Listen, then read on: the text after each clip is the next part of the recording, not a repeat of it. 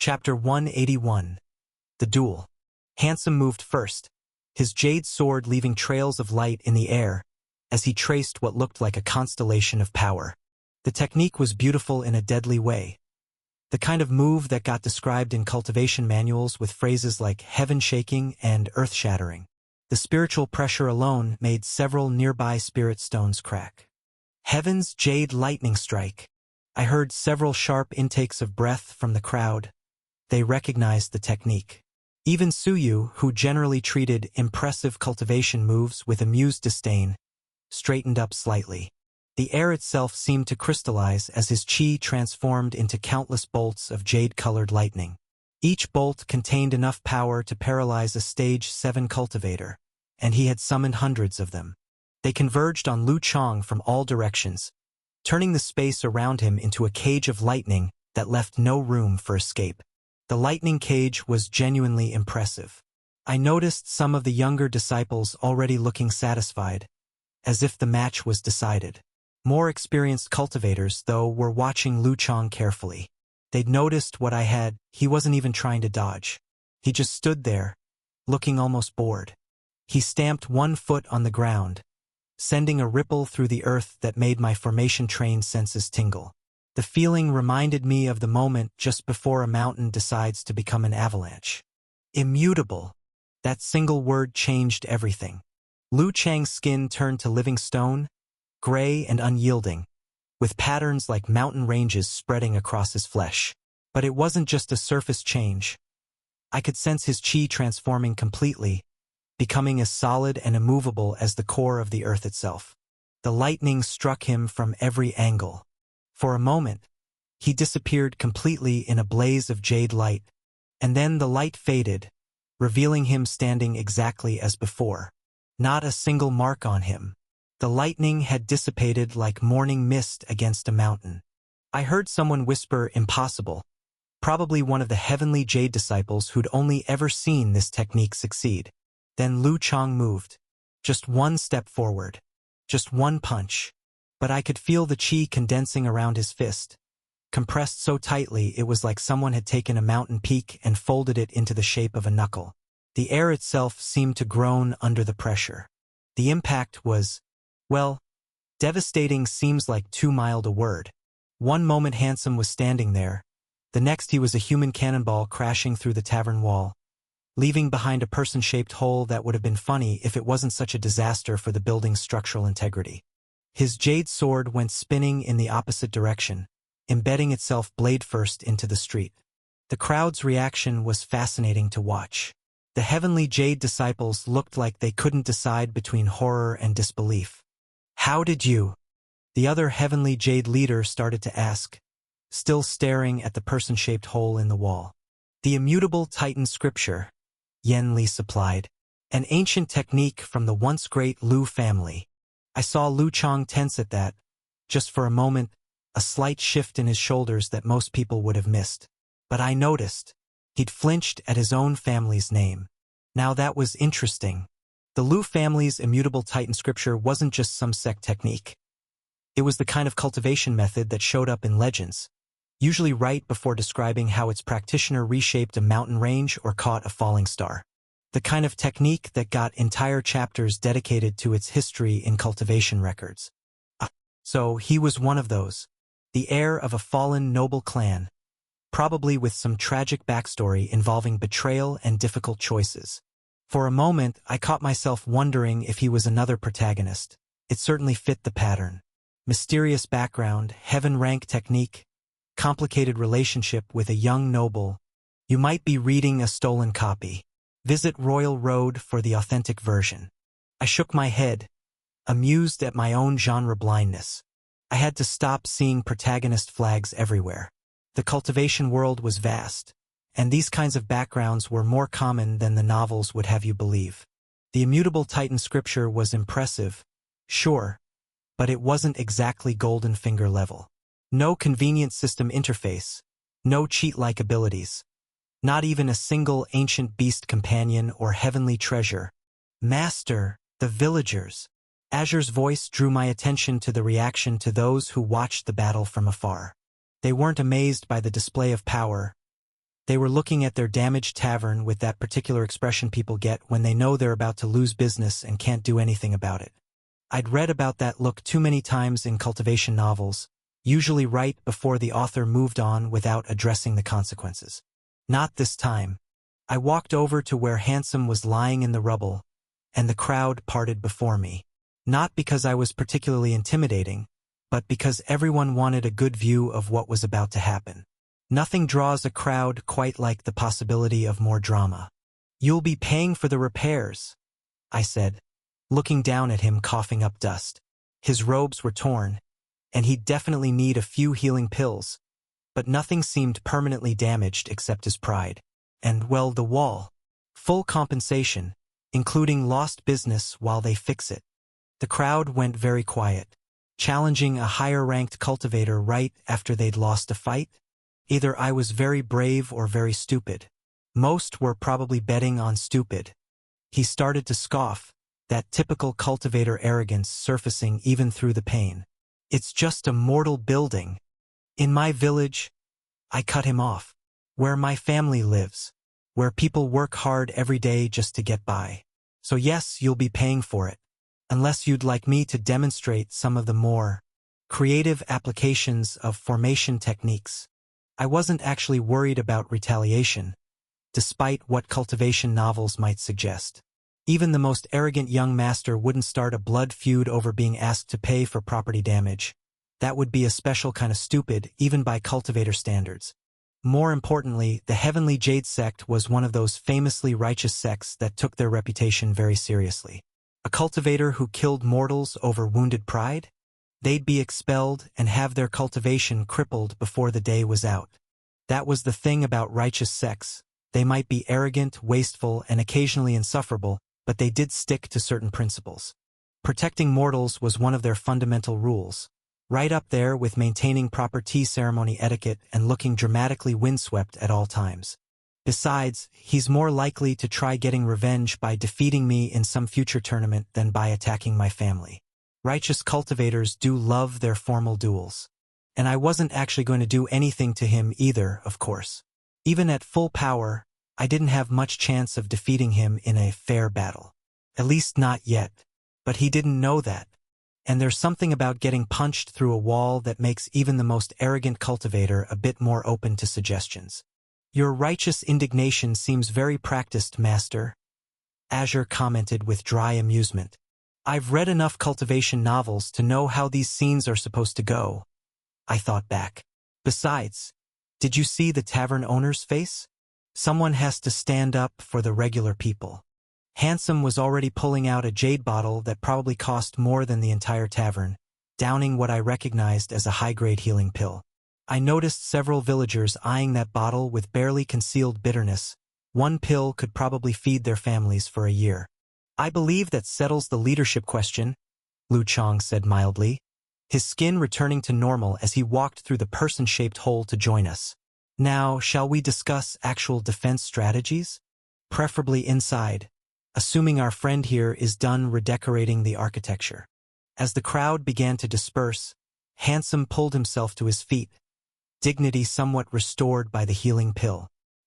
He reached into his storage ring with obvious reluctance, but one look at my face, and more importantly, at Lu Chong standing behind me, made him think better of any protests. "This should cover it," he said stiffly, producing a bag that clinked with the distinctive sound of spirit stones. The tavern owner approached cautiously, like someone worried this might be some kind of cruel joke. He was a stocky man with graying hair who I recognized from the original Ku Yin's memories, though we'd never actually spoken. The original had been too young for alcohol and too focused on helping his father to frequent taverns. Handsome practically shoved the bag at him, managing to make what should have been compensation look like an insult. Old Lu caught it with trembling hands, eyes widening as he felt the weight. This is too much," he stammered, already reaching to return some of the stones. Because that's what people like Old Lu did. They worried about fairness even when dealing with those who'd wronged them. "Keep it," I said firmly. "You'll need extra to compensate for lost business while repairs are being made. And maybe some improvements to prevent future incidents." Handsome's face tightened at that subtle dig, but he managed to hold his tongue. Amazing what getting punched through a wall could do for someone's temperament. Young Master Ku, old Lu bowed deeply, clutching the bag of spirit stones like it might disappear if he loosened his grip. This old Lu wants to thank you. Most cultivators. He trailed off, leaving unspoken what we both knew. Most cultivators wouldn't have cared about damage to a mortal's property. Most cultivators aren't from here, I replied simply. Ah. He straightened up, and there was a glimmer of pride in his eyes. Your father raised you well. Always said Kuhong's boy would do great things. But who could have imagined? A proper cultivator, standing up for us common folk. Just make sure the repairs are done properly. I smiled. And maybe stock some better wine? If we're going to have this many cultivators around. Already sent my boy to the nearest way station for a special shipment. He laughed. Can't have prestigious guests drinking the regular stuff, eh? As he hurried off to begin organizing repairs, I caught Lu Chong watching me with a thoughtful expression. What? I asked. Nothing. He shook his head, smiling slightly as he took a seat. Just thinking that maybe there's hope for the younger generation after all. Chapter 182. Talking Shop. The thing about cultivator meetings is that they tend to follow a predictable pattern. First comes the posturing, then the politics, and finally, if we're very lucky, actual planning. Though sometimes we get stuck cycling between the first two steps until someone loses patience and starts throwing spiritual techniques around. Fortunately, Lu Chang's decisive victory seemed to have knocked some sense into everyone. Amazing how getting punched through a wall can improve someone's cooperative spirit. The beast wave will likely hit within 24 hours, Lu Chang explained, using small spirit stones to mark positions on the map spread across our table. Based on reports from our scouts, it's moving slowly but steadily through this region. He traced a path that led directly to our valley pass. I studied the map carefully, noting how the terrain naturally funneled movement through specific channels. The mountains formed a rough V-shape, with our village sitting just beyond the point where the valley opened up into fertile plains. It was perfect for farming, but also perfect for channeling a massive wave of spirit beasts directly toward us. How many beasts are we looking at? One of the heavenly jade cultivators asked. She'd introduced herself as Mingyu, and seemed far more practical than her recently wall-acquainted colleague. Early estimates suggest between 2,000 to 3,000, Lu Chang replied with a frown. Mostly lower-stage beasts, but our scouts reported at least a dozen at the 7th stage or higher. I could see some of the disciples looking nervous at the numbers, and I couldn't blame them. A few dozen cultivators against thousands of spirit beasts sounds like terrible odds. But there's a reason why beast waves, while dangerous, aren't automatic death sentences. See, most spirit beasts in a wave are basically cannon fodder chi condensation stages 1 to 3 at best. They're dangerous to mortals, sure, but to a trained cultivator? Might as well be angry sheep with spiritual energy. A decent area effect technique can take out dozens at once, and that's before you factor in formations and barriers. The real threats are the higher stage beasts, the ones at stage 7 or above. But here's the thing, they usually make up less than 1% of the total. In a wave of 5,000, you might see a dozen truly dangerous beasts. Still not great odds, but much better than 5,000 equal opponents. Plus, we have some major advantages. Spirit beasts are strong, sure, but they're not exactly tactical geniuses. They rely on instinct, which makes them predictable. Give me a spirit beast and a mortal bandit of equal power, and I'll pick the bandit any day. At least bandits occasionally come up with clever plans. Spirit beasts just charge straight at whatever made them angry, which makes them easy to trap and counter. That's where formations and barriers come in. They let us control where and how we fight. Instead of facing a massive wave head-on, we can funnel them into killing zones, split them up, wear them down. It's like the difference between trying to catch a waterfall with your hands versus building channels to direct the flow. Still, those dozen or so high-stage beasts, that's what keeps cultivators up at night. Because while we're busy dealing with the horde, all it takes is one 7th-stage beast breaking through at the wrong moment to turn a controlled situation into a massacre. That's an unusually large gathering for this region, isn't it? Lu Chang was nodding at my observation. Yes, it's unprecedented for this area, which is why we've modified our original plan to account for the increased numbers. He rearranged the spirit stones, creating new patterns across the map. We'll split into 3 main groups. The river team will focus on establishing our eastern defensive line, using the waterway to create natural barriers. So you will lead this group, coordinating with other fire attribute cultivators to maintain a continuous steam barrier. Suyu grinned, a few sparks dancing between her fingers. Finally, a chance to go all out without worrying about collateral damage. Well, much collateral damage. The steam barrier wasn't just hot water vapor. It's spiritually enhanced steam infused with fire attribute qi. When Suyu and other fire cultivators superheat the river water with their qi, it'll create steam that's hot enough to melt flesh and dense enough with spiritual energy to damage even beast cores. Any lower stage beasts that try to pass through it will have their flesh seared away and their cores damaged, while even higher stage beasts will be weakened by the constant exposure to hostile qi. The steam can also be directed and concentrated by wind techniques to create areas of lethal intensity. The mountain team, Lu Chang continued, will secure our western flank, preventing any beasts from circling around behind us. The Yen clan team has graciously offered to take this position, as it best suits their particular talents. I noticed he didn't specify what those talents were. Probably for the best, some things were better left unspoken, especially when they involved the Empire's leading clan of cultivators. The Valley team will establish our main defensive line here. He pointed to where the pass began to widen.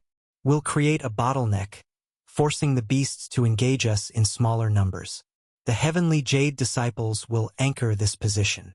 Handsome, who I'd learned was actually named Shen Xuanyu, nodded stiffly.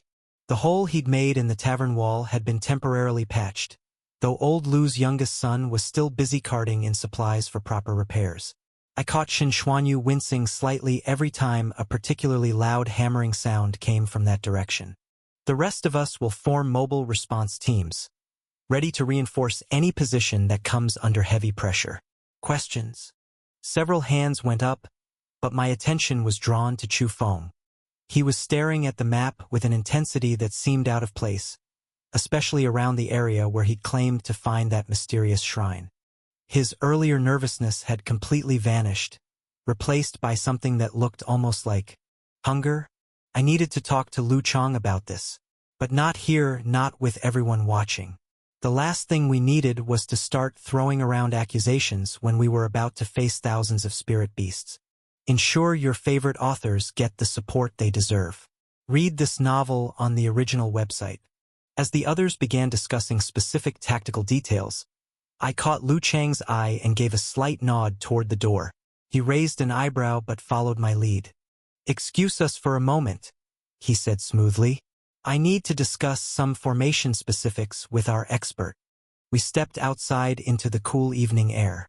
"Something's bothering you," Lu Chang said once we were out of earshot. It wasn't a question. I nodded, choosing my words carefully. "It's about Chu Feng. His behavior, it seems off." "How so?" "The shrine he mentioned. He was practically desperate to investigate it immediately, alone if possible. And his reaction to that verdant dreamwalker was strange. It was like he recognized it, or at least expected it." Lu Chang's expression remained neutral, but I noticed his qi shifting slightly. "Go on." "The way he fights is inconsistent too. Sometimes he struggles against beasts he should easily handle. Other times he moves with perfect precision. And now he's suddenly very interested in a specific part of our defensive line." I trailed off, not wanting to explicitly accuse a team member of potential sabotage. Lu Chang seemed to understand what I wasn't saying. "You think he might be working against us?" "I think something isn't adding up," I replied diplomatically. "And given what we're about to face." He nodded slowly. "I appreciate your discretion in bringing this to me privately. You're right. We can't afford any uncertainties right now." "I could be wrong," I added quickly. "I don't know him well enough to judge what's normal behavior." "No, your observations match some of my own concerns." Lu Chang's voice was thoughtful. "I'll keep him close, partner him with me for the mobile response team. That way I can watch him directly. Just be careful, especially around that shrine. Maybe we should check it out as a group after the defenses are set up. A slight smile crossed his face. Worried about your team leader? Worried about everyone, I corrected. We're about to face thousands of spirit beasts. The last thing we need is someone working their own agenda. He clapped me on the shoulder. Fair enough. I'll be careful. And speaking of working, you should head out soon. Your formation team is waiting. Yes, my team, which consisted of exactly one person, a Yen clan disciple named Yen Ziheng who had been assigned to assist me with setting up defensive formations. The fact that a Yen clan member was taking orders from an outer disciple felt strange. I found Yen Ziheng waiting by the village gate. Senior Brother Ku, he said formally. It's an honor to work with a level 2 expert. That took me by surprise. Usually, Yen clan members didn't show deference to anyone outside their clan, let alone a mere outer disciple. But I suppose the formation guild rankings transcended normal sect politics. The honor is mine, I replied automatically, then had to hide my amusement at how formal we both sounded. Two formation nerds trying to outpolite each other while a beast wave approached. Sometimes cultivation world politics were just absurd. I have to admit, Yen Ziheng said as we headed toward our assigned position, I was surprised to learn about your rank. You're younger than me with lower cultivation, yet I somehow managed level 2? I smiled. The formation guild cares more about skill than power, though having more chi definitely helps with larger arrays. He nodded eagerly. That's actually why I wanted to work with you. I've been stuck at level 1 for years. My formations are technically sound, but they lack innovation. The guild keeps saying I need to create something new to advance. The infamous original formation requirement. I remembered my own breakthrough project, the Symphony Shield. It's not just about making something new. It's about understanding the underlying principles well enough to combine them in unique ways. We reached the eastern edge of the village, where the river curved gently around farmland. Perfect spot for the first array anchor. Here, let me show you something, I said, pulling out my formation flags. The Symphony Shield wasn't just a random creation. It started with a basic question. How do you make a barrier that adapts to attacks? I began setting up the first anchor point, using chi to attune it to the local spiritual energy. Most barriers are static. They either hold or break. But what if we could make one that learns? That redirects power to wherever it's being attacked. Yen Ziheng watched intently as I drew the base pattern, his eyes widening as he recognized the principles involved. The spiral sensor array is not just for detection, is it? It's actually mapping attack patterns? Exactly. I couldn't help but get excited. It was rare to find someone who actually understood formation theory. And the curved channels aren't just for show. They're like, imagine a water wheel but for chi. The attack's own power helps drive the defense. We continued working as I explained the Symphony Shield's design principles. The formation slowly took shape, anchor points creating a semicircle that would shield the village's eastern approach. It wouldn't cover the entire village. I wasn't powerful enough for that yet, but it would protect the most vulnerable area. The real breakthrough, I continued, adjusting a resonance chamber, was realizing that formations don't have to be purely mechanical. They can learn, adapt, even predict if you design them right. Like the octagonal chambers? Yen Ziheng asked, helping me align the next section. They're not just storing energy, they're analyzing it. Sort of. Think of them like, you know how some cultivation techniques get stronger the more you use them? Same principle, just applied to formation theory. We worked steadily, placing arrays and checking alignments. It was pleasant, actually. Yen Ziheng asked intelligent questions, and his help made the work go faster than expected. Plus, it was nice to talk shop with another formation enthusiast.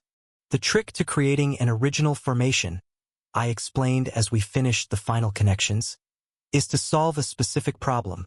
Don't try to make something completely new. Look for gaps in existing designs and fill them. He nodded thoughtfully. I think I understand. It's not about forcing innovation, it's about seeing what's missing and finding elegant solutions. Exactly. Take this array we just set up. It's basically a symphony shield modified for large-scale area defense. Same principles, different application. We stepped back to admire our work. The formation hummed quietly, nearly invisible except to those who knew what to look for. But I could feel it working, the chi flowing smoothly through the patterns we'd created. Thank you, senior brother. Yan Ziheng bowed again. This has been most enlightening. Though, may I ask something personal? I nodded, curious. Why did you choose to study formations? Most cultivators focus on combat techniques, especially at our level. Formation mastery usually comes later. That was a complicated question with an answer I couldn't actually give. I couldn't exactly say, well, I have these mysterious runes that I felt like might work well with formations. Instead, I said, combat techniques are important, but they're limited by your cultivation level. Formations, they're like a language. Once you understand the grammar, you can write any story you want. He seemed satisfied with that answer, though I noticed him giving me thoughtful looks as we headed back to the tavern. We found the other teams already gathering, comparing notes on their preparations. The steam barrier is ready, Suyu reported. Just need to channel power through it when the beasts arrive. Western defense line is set, another disciple added, though we had to modify the terrain a bit. Sorry about that farmer's field. Various teams gave their reports, everything seeming well in hand. Almost too well in hand, really. Well, I said carefully, since we're ahead of schedule, maybe we should check out that shrine? All of us together, of course. Chu Feng's reaction was interesting. For just a moment, something like panic flashed across his face. Then it was gone, replaced by his usual nervous energy. Oh, that? He laughed awkwardly. I was probably wrong about that. Just normal chi fluctuations, nothing worth investigating. But you seemed so certain earlier, I replied. Said it couldn't wait. That whatever was up there was growing stronger. Did I? No, must have been nervous. You know how it is, pre-battle jitters and all that.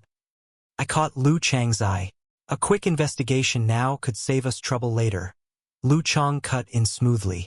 I watched Chu Feng's face carefully as he realized there was no getting out of this. Whatever secret that shrine held, we were about to find out, whether he wanted us to or not. Chapter 183, The Sacred Grove. The path to the shrine wound up through dense forest, each step taking us further from the village's comforting familiarity and into older, stranger territory. The trees here were ancient, their trunks wider than 3 people standing hand to hand, their branches reaching up into the sky. These trees, Suyu murmured, running her hand along one particularly massive trunk. They're saturated with spiritual energy. She wasn't wrong. I could feel it too, the way the spiritual energy had seeped into every fiber of wood, every leaf, every root. These weren't just old trees. They were trees that had been growing in the presence of concentrated spiritual energy for centuries. The sacred grove, I said, memories that weren't quite mine surfacing. That's what the village elders called it. Children weren't allowed to play here. They said the trees would eat anyone who didn't show proper respect. Just stories to keep children from wandering into dangerous spiritual zones. One of the heavenly jade disciples scoffed. Mingyu, I remembered, the practical one who'd asked about beast numbers earlier. Most stories have some truth to them, Lu Chang replied mildly, especially ones that survive for generations. I nodded, more memories floating up from the original Kuyin's childhood. There used to be ceremonies here before the last imperial dynasty. Local spirit mediums would come to commune with the forest spirits, make offerings for good harvests. Local superstition, another heavenly jade disciple muttered, but I noticed he kept well away from the trees anyway.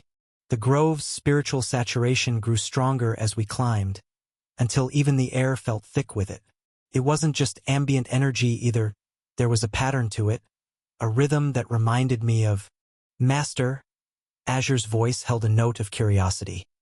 The spiritual flows here resemble formation work, but on a much larger scale than normal. He was right. The more I paid attention, the more I could see it. The way spiritual energy moved through the grove wasn't random. It followed specific paths, creating loops and cycles that were absolutely artificial. Someone or something had been shaping the spiritual flows here for a very long time. "This place is old," Yan Ziheng murmured, his formation-trained senses clearly picking up the same patterns I was. "Very old. These energy paths, they've been reinforcing themselves for centuries at least." We emerged from the grove into a small clearing, and there it was, the shrine Chufeng had mentioned. Though shrine might have been giving it too much credit. What remained was a roughly circular platform of stone, maybe 30 feet across, with the crumbling remains of what might have once been walls or columns around its edge. The original structure had probably been impressive once, but now it was mostly rubble, with only a few partial walls still standing. Nature had reclaimed most of it. Vines crawled over the stones. Small trees grew between the fallen blocks, and a thick carpet of moss covered everything. But the spiritual energy, that was something else entirely.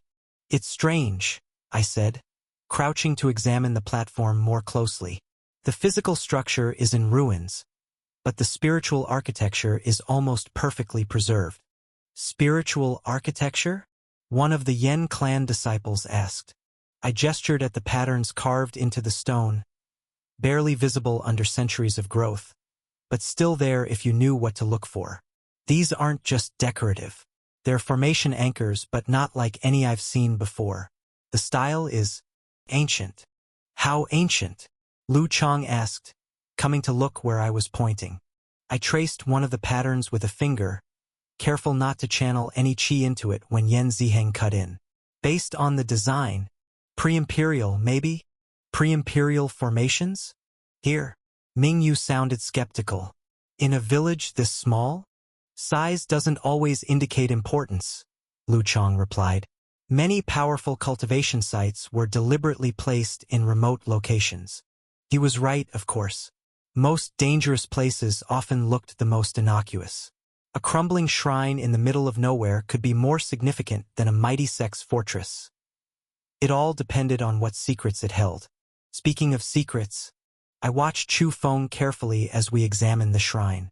He was staying back, letting others take the lead in the investigation. His earlier desperate urgency to check this place out had completely vanished, replaced by a casualness that felt just as artificial as his usual nervous energy. "The qi disruption patterns you mentioned," Lu Chang said to him. "Where exactly did you notice them?" "Oh, they seemed strongest near the center," Chufeng replied, gesturing vaguely toward the middle of the platform. "But they might have dissipated by now. Qi patterns can be pretty unstable."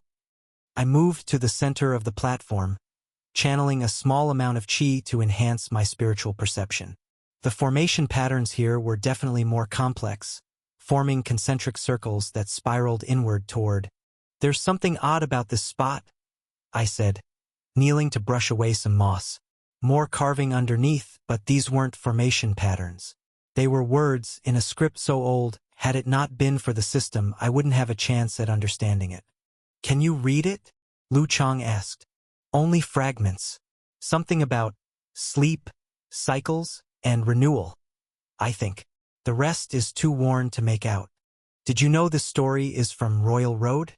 Read the official version for free and support the author." "Master," Azure said, "the spiritual resonance here, it reminds me of something, but I can't quite place it." I knew what he meant. There was something familiar about the energy patterns, like a word on the tip of your tongue that you just couldn't quite remember. It wasn't threatening exactly, but it definitely wasn't normal either. The other teams spread out, examining different parts of the shrine. The Heavenly Jade disciples focused on the remaining walls, while the Yen clan team seemed more interested in the surrounding area. Our Azure Peak members were methodically checking every corner of the platform. I watched them work while sorting through more of the original Kuyin's memories about this place. They were interesting. The shrine hadn't been completely abandoned, even after the imperial government officially banned local spirit worship. People still came here sometimes, usually at night, usually in secret. They'd leave small offerings, food, wine, incense. Not for any specific deity or spirit, but for the place itself. Because sometimes, if you came at just the right moment with just the right offering, the villagers still use this place, I said quietly to Lu Chang. Not officially, but there are stories about people finding exactly what they needed after making offerings here. Lost items turning up, sick relatives recovering, that sort of thing. Superstition, Mingyu said dismissively, or coincidence at best. Maybe, I replied, but I remember. I paused, carefully phrasing it as if I was recalling my own memories rather than someone else's. When I was young, there was a drought. The crops were failing. The village elder came up here one night, made an offering. The next day it rained. Not a normal rain either, it fell in exactly the pattern needed to save the most important fields. One coincidence doesn't prove anything, she argued, but I noticed she was looking at the shrine with more interest now. No, I agreed, but it wasn't just once. Every few years something would happen. Small things usually, but consistent, reliable enough that people kept coming back, kept making offerings, even when the imperial authorities said they shouldn't. Lu Chang nodded thoughtfully. Local power spots like this, they often develop their own patterns over time. The spiritual energy builds up, creates cycles and rhythms that respond to certain actions. Like a formation that builds itself? Yan Ziheng asked, curiosity clear in his voice. Something like that, Lu Chang replied, though usually less structured than a formation. More organic. I stood up, brushing dirt from my robes. We'd been examining the shrine for almost an hour now, and I was becoming increasingly certain we weren't going to find anything significant. Not because there was nothing to find, the spiritual patterns here were definitely unusual, but because whatever Chu Feng had originally sensed or claimed to sense wasn't active right now. And speaking of Chu Feng, I watched him carefully as the investigation wound down. He was doing a good job of looking frustrated and disappointed. We should head back, Lu Chang finally said. The beast wave won't wait while we investigate old ruins. Maybe we should have checked this place when I first mentioned it, Chu Feng mumbled, frustration clear in his voice. Whatever was causing those qi disruptions might have still been active then. We followed proper protocol, Lu Chang replied calmly. The village's safety had to be our first priority. Protocol. Chu Feng spat the word like it tasted bad. Sometimes protocol gets people killed. That was actually a fair point. Even if he was acting, he wasn't wrong about the potential dangers of rigid adherence to rules. But something about the way he said it caught my attention. There was real emotion there. Real bitterness. Whatever game he was playing, it had personal stakes for him. The teams began heading back down the path, leaving me alone for a moment with the ancient shrine. I looked at it one last time, trying to memorize the formation patterns I could see. They might be worth studying later. Master. Azure's voice held a note of warning. Chu Feng is watching you. I turned slightly, catching Chu Feng quickly looking away. He'd paused at the edge of the clearing, ostensibly to retie his boot, but his position gave him a clear view of me. Interesting. Very interesting. As we made our way back down through the sacred grove, I found myself wondering if I was being too paranoid. Maybe Chu Feng really had sensed something here, and was just genuinely disappointed we hadn't found it. Maybe his nervous behavior was just who he was, not an act hiding something darker. After all, cultivation could do strange things to a person's personality. Spend enough time manipulating the fundamental forces of reality, and you're bound to pick up some eccentricities. Look at any alchemy elder, half of them talked to their cauldrons like they were pets, and the other half insisted on doing everything in patterns of 9 because it was numerologically auspicious. Being weird wasn't the same as being suspicious. Being inconsistent wasn't the same as being threatening. Maybe Chu Feng was exactly what he appeared to be, an eccentric cultivator with trust issues and a complicated past. Heaven knew there were enough of those in any sect. But you're still skeptical of him, Azure noted dryly. Is it that obvious? Only to someone who can literally monitor your vital signs. I smiled slightly. The trees thinned out as we descended, the spiritual pressure easing as we left the sacred grove behind. Ahead, I could see the village coming into view, familiar buildings, comfortable sights, the kind of normal life that seemed impossibly fragile when you knew what was coming toward it. Thousands of spirit beasts, driven by some unknown force into a frenzy of movement and destruction. A dozen or more high-stage beasts capable of leveling buildings with a single strike. And us, a handful of cultivators trying to stand between them and a village full of innocent people. People who included my family. Well, the original Kuyin's family, but they were mine now too, weren't they? I'd accepted that earlier, standing in front of their shop. Their safety, their protection, that was my responsibility now. The village was preparing for evacuation when we returned, people gathering essential belongings, securing livestock, making sure the very young and very old were ready to move to the designated shelter caves in the mountains. They'd done this before. Beast waves weren't common, but they weren't rare enough for people to have forgotten the procedures. Every child grew up learning the evacuation routes. Every family had a pack of emergency supplies ready. Every household knew exactly what to take and what to leave behind. It was the kind of preparation that spoke of generations of hard-learned lessons. The kind that reminded you that for all our cultivation and spiritual powers, we weren't really protecting these people from the dangers of the world. We were just giving them a slightly better chance of surviving them. The defenses are ready, Suyu reported as we reached the village center. Steam barriers are charged, formation arrays are active. Now we just have to wait. Waiting, always the hardest part of any battle. I looked back toward the mountain where the shrine stood, barely visible now through the evening haze. Whatever secrets it held, whatever Chu Feng's true motives were, they would have to wait. We had more immediate concerns. A beast wave was coming, and whether Chu Feng was friend, foe, or just another eccentric cultivator, we'd all have to work together to survive it. But that didn't mean I had to trust him. After all, a healthy dose of paranoia was just another survival tool, like a storage ring or a spiritual weapon, except this one didn't take up any space and never ran out of power. And right now, my paranoia was working overtime. After all, what was the worst that could happen?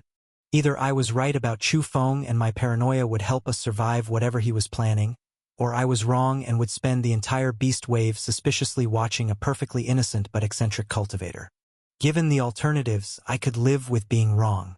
Assuming, of course, that we all lived through the next few days at all. Chapter 184.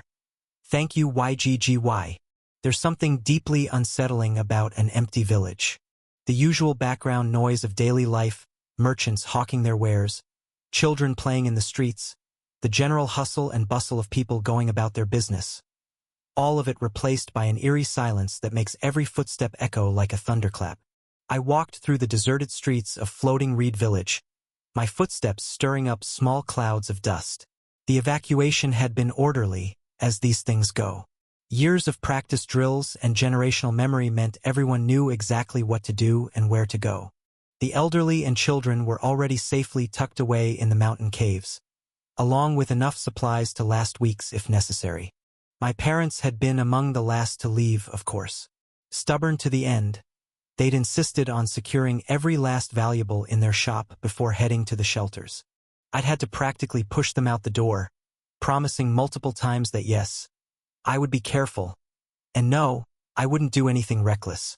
Just because you're a cultivator now doesn't mean you're invincible, my mother had said, fixing me with that look that all mothers seem to master, the one that makes you feel simultaneously loved and guilty. I know, Mother, I'd replied, trying not to think about how many times I already got killed. Now, standing in front of our family home, I took a moment to appreciate the irony of the situation. Here I was, about to perform what would definitely look like some kind of demonic ritual, in the very place where this body had grown up learning to fear and avoid such things. But first things first, proper precautions. I pulled a wooden tablet from my storage ring, one of several standard cultivation tools that every disciple was expected to carry. This particular one, a tablet that was about 2 feet tall, carved from spirit-infused wood. The front bore the traditional warning symbols, interlocking hexagrams that spelled out cultivation in progress in the ancient script, surrounded by ward marks that would subtly encourage anyone nearby to remember they had urgent business elsewhere. The back was covered in more practical protections, actual defensive formations that would activate if anyone tried to disturb the cultivator within. A bit dramatic, isn't it? I muttered, setting up the tablet outside our front door. All this just to say, do not disturb? Given what cultivators get up to behind closed doors, Azure replied dryly. The dramatics are probably warranted. Would you prefer people accidentally walking in on someone attempting breakthrough? He had a point. Cultivation breakthrough attempts could get messy. There were stories about disciples who'd been interrupted at crucial moments, resulting in chi deviation that turned them inside out. Literally, in some cases. Besides, he added, given what we're about to do, extra privacy seems prudent. Also true. While technically there was nothing wrong with inscribing new runes, plenty of cultivators used various body enhancement markings. Most of them didn't use mysterious energy sources that made their runes glow with ominous red light. I entered the house, taking in the familiar sights and smells. The main room still held traces of dinner, hints of rice congee and pickled vegetables in the air. Mother's sewing basket sat in her favorite corner, needles neatly arranged by size. Father's accounting books were stacked on his desk. Felt strange being here alone. Growing up, this room had always been full of life, customers being fitted for new clothes as my parents worked side by side. Now it was just me, about to perform what essentially amounted to illegal body modification. The things we do to survive, I muttered, pulling the knife that Wei Lin had gifted me from my storage ring, its edge sharp enough to split a hair lengthwise. Master? Azure's voice held a note of concern. Are you certain about this? Adding 3 new runes in one session. Better to do it now instead of waiting around, I replied, laying out my materials on the low table. It can't hurt to have more weapons during the battle. Which rune will you start with? Azure asked. The Scorpion rune, I decided, studying the pattern I'd memorized. It's the most complex, and if something goes wrong, I'd rather deal with it before adding anything else.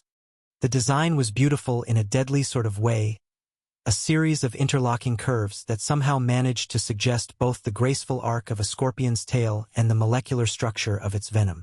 The main pattern would need to go directly on my tailbone, with secondary lines extending up my lower back to properly channel the energy. This would be so much easier with a proper rune master, I sighed, realizing the awkward positioning required, or at least an assistant who isn't just a voice in my head. You do have an assistant, Azure reminded me. One who's been surprisingly quiet, actually.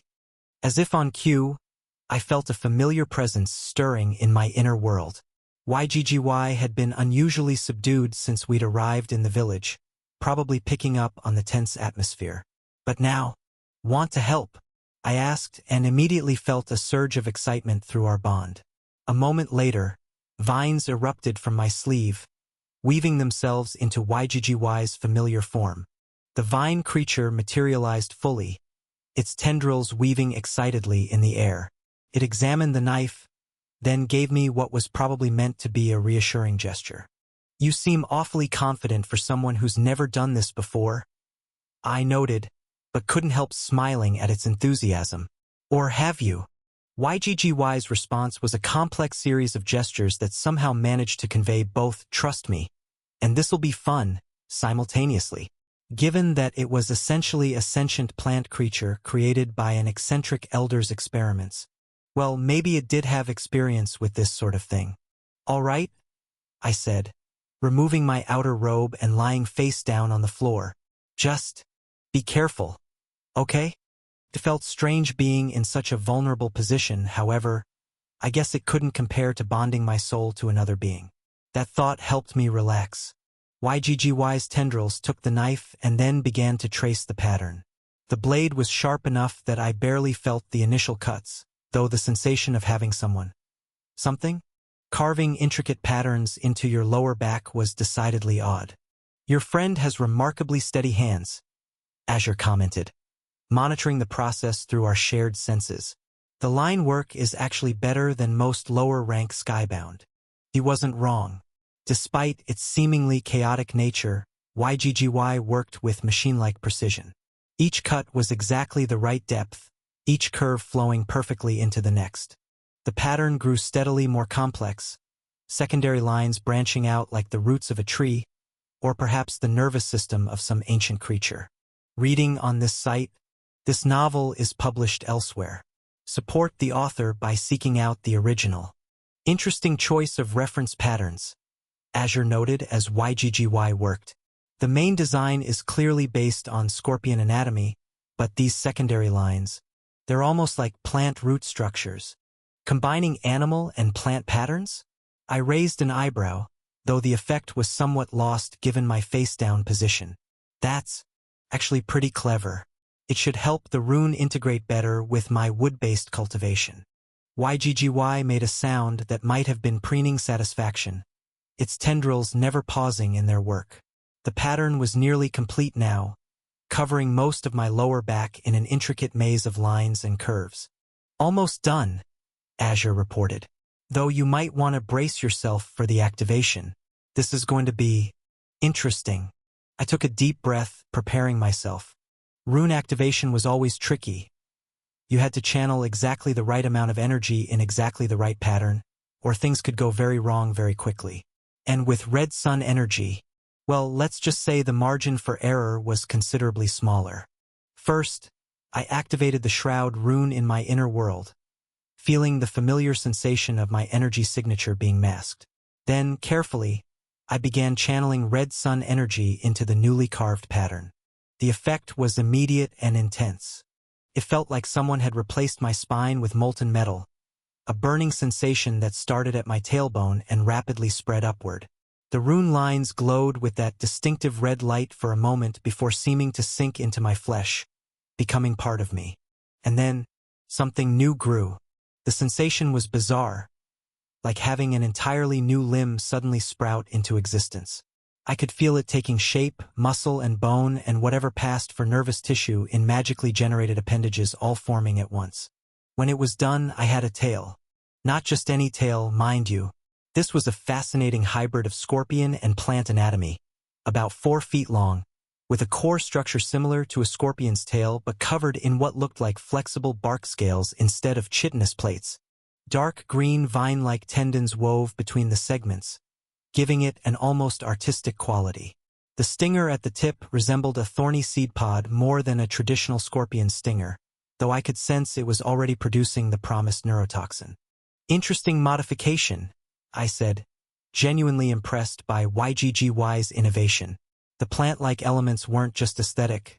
I could feel how perfectly they integrated with the WorldRoot conduit, making the whole structure feel more natural. You actually improved the design.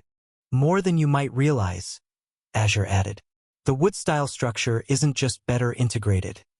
It's actually stronger than traditional chitin would be. The WorldRoot conduit is constantly reinforcing it with wood essence, making the bark scales denser than steel. Plus, the vine-like connective tissue allows for faster, more precise movements than a pure scorpion structure could achieve. YGGY's tendrils waved in what was definitely smug satisfaction, and I had to admit, the creature had earned the right to be proud. It had taken a solid design and made it exponentially better by adapting it to my specific cultivation style. Well, I said, carefully pushing myself up to a sitting position, let's test it out. The tail moved with my thoughts, as natural as moving an arm or leg. Could curl over my head like a traditional scorpion's tail, wrap around my waist like a belt, or extend straight out behind me. To test my control over it further, I directed it to pick up a spare piece of cloth from my father's cutting table. It was delicate enough to handle fabric without tearing it. Then I brought out a wooden practice dummy from my storage ring and set it up. I had it strike out at full speed. The stinger punched clean through the hardwood like it was wet paper. More importantly, I could feel the neurotoxin channels working, ready to deliver a very unpleasant surprise to anyone who got stuck by that tip. The integration seems stable, Azure reported after running a quick diagnostic. No signs of rejection or energy conflicts, though I do note the toxin production is drawing more energy than expected. I nodded, making a mental note to account for the additional energy drain in combat. The tail retracted smoothly, the plates folding in on themselves until it disappeared completely into my lower back. Another thought, and it extended again, the transformation taking less than a second. "Good work, YGGY," I said, and the vine creature practically bounced with pride. It was time for the next one. The shockwave rune was considerably simpler in design. A series of concentric circles radiating out from a central point, like ripples in a pond. I chose my left palm for this one, partly because it would be easier to aim, and partly because having impact-based runes on both palms seemed like a good way to maintain symmetry. I glanced at YGGY, who was watching closely. "Any ideas for improving this one too?"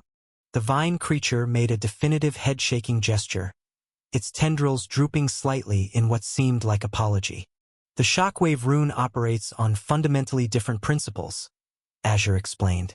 "Unlike the scorpion rune, which creates a physical manifestation that can be modified, this one is pure energy manipulation. Adding an elemental aspect to it would drastically alter its basic function, creating a completely different rune." I nodded, even though I had already expected that answer. There was no harm in asking. This one I decided to inscribe myself, though YGGY hovered nearby, clearly hoping to help. The cuts were shallow, more like scratches really, forming the pattern one ring at a time. The trick with this rune was in the spacing. Each circle had to be exactly the right distance from its neighbors, creating a precise mathematical progression that would properly channel the energy. "The proportions are critical here," Azure commented as I worked. "Too close together and the wave will be too focused. Too far apart and it'll dissipate too quickly."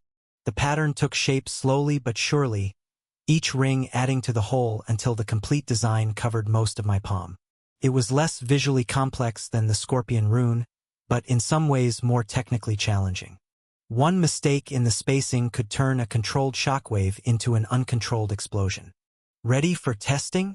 Azure asked as I finished the last ring.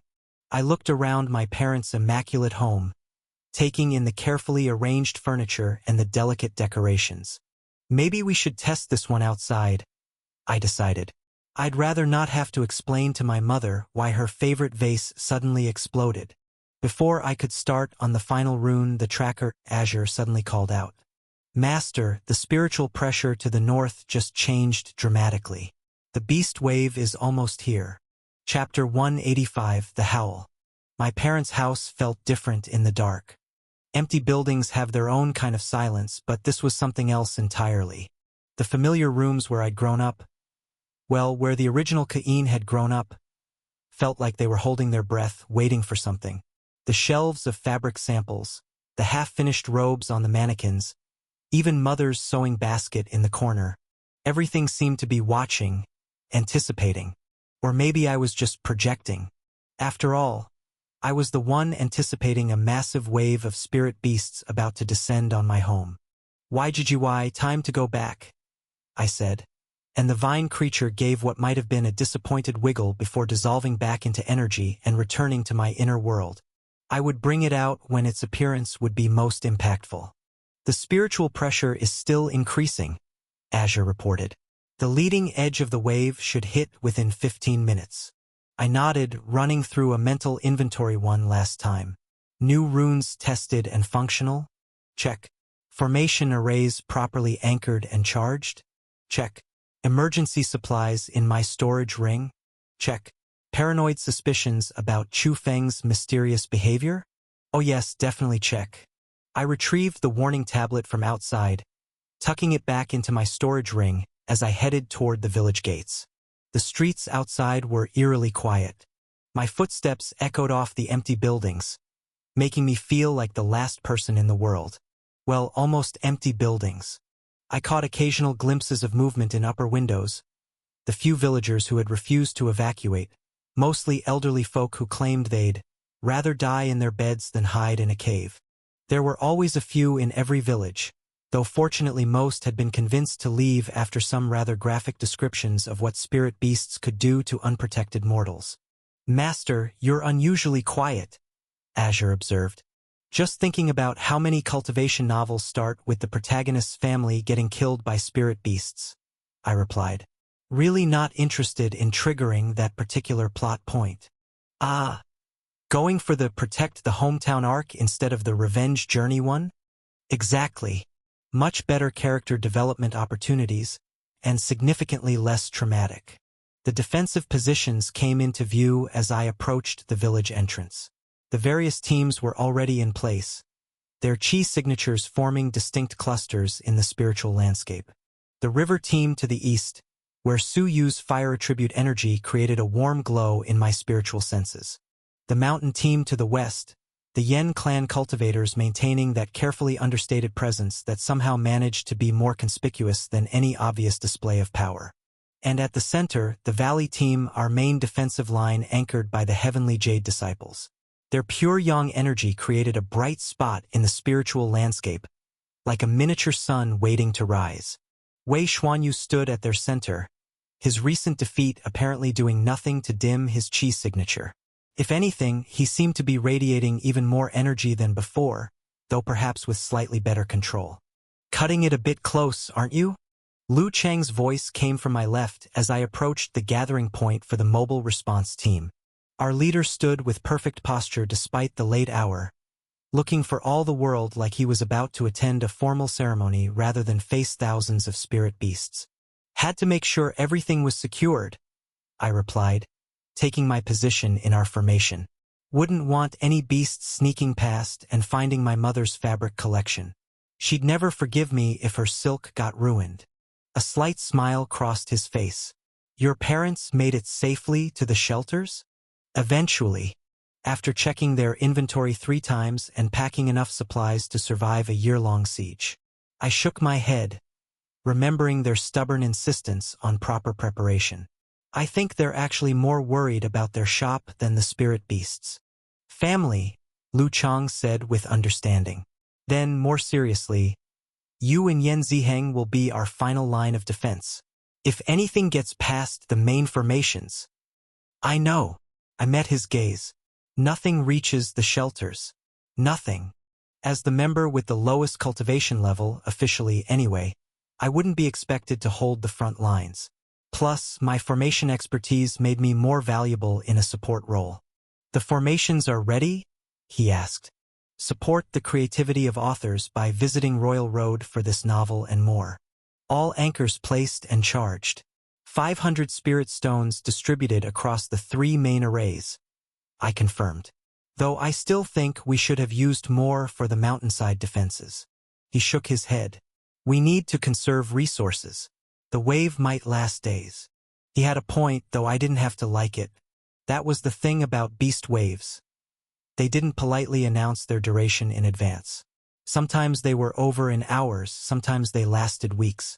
The longest recorded wave in sect history had gone on for 3 months, though that one had apparently involved some kind of cosmic alignment and an angry dragon, so hopefully we wouldn't have to deal with anything quite that dramatic. The good news, I said, trying to stay positive, is that the formations are actually more efficient running on spirit stones than personal chi. Saves us wasting chi maintaining formations that could instead be used for battle. And the bad news? Other than the thousands of spirit beasts heading our way, the formations won't be able to handle sustained assault from anything above 6th stage. One good hit from a 7th stage or higher. Hence the defensive positions. Lu Chang nodded toward where the other teams were taking their places. Though I notice you've arranged the formation barriers behind our lines rather than in front. I grinned. Noticed that, did you? It's actually a bit of tactical psychology. If the barriers were in front, cultivators might be tempted to rely on them too much, let their guard down. This way, they know they're the first line of defense. And if something does break through, they have to get past both the cultivators and the barriers to reach the village. Plus, our people can step back into the barrier's protection if they need a breather. The smart ones will fight from just inside the boundary. Their attacks can pass through, but the beasts can't. He raised an eyebrow. Clever. Though I suspect you have another reason. The barrier also gives us a fallback position if things go wrong, I admitted. And it's between the beasts and the evacuation route to the caves. Ah. His expression softened slightly. Protecting your family? Everyone's family, I corrected. The whole village is up there. He nodded, understanding what I wasn't saying. It's one thing to fight knowing you might die. That's just standard cultivator career hazards. It's another thing entirely to fight knowing that if you fail, everyone you've ever cared about dies too. Try not to die, he said, meeting my gaze. I've taken a liking to you. The sincerity in his voice and the sad look in his eyes caught me off guard. You too, I replied softly.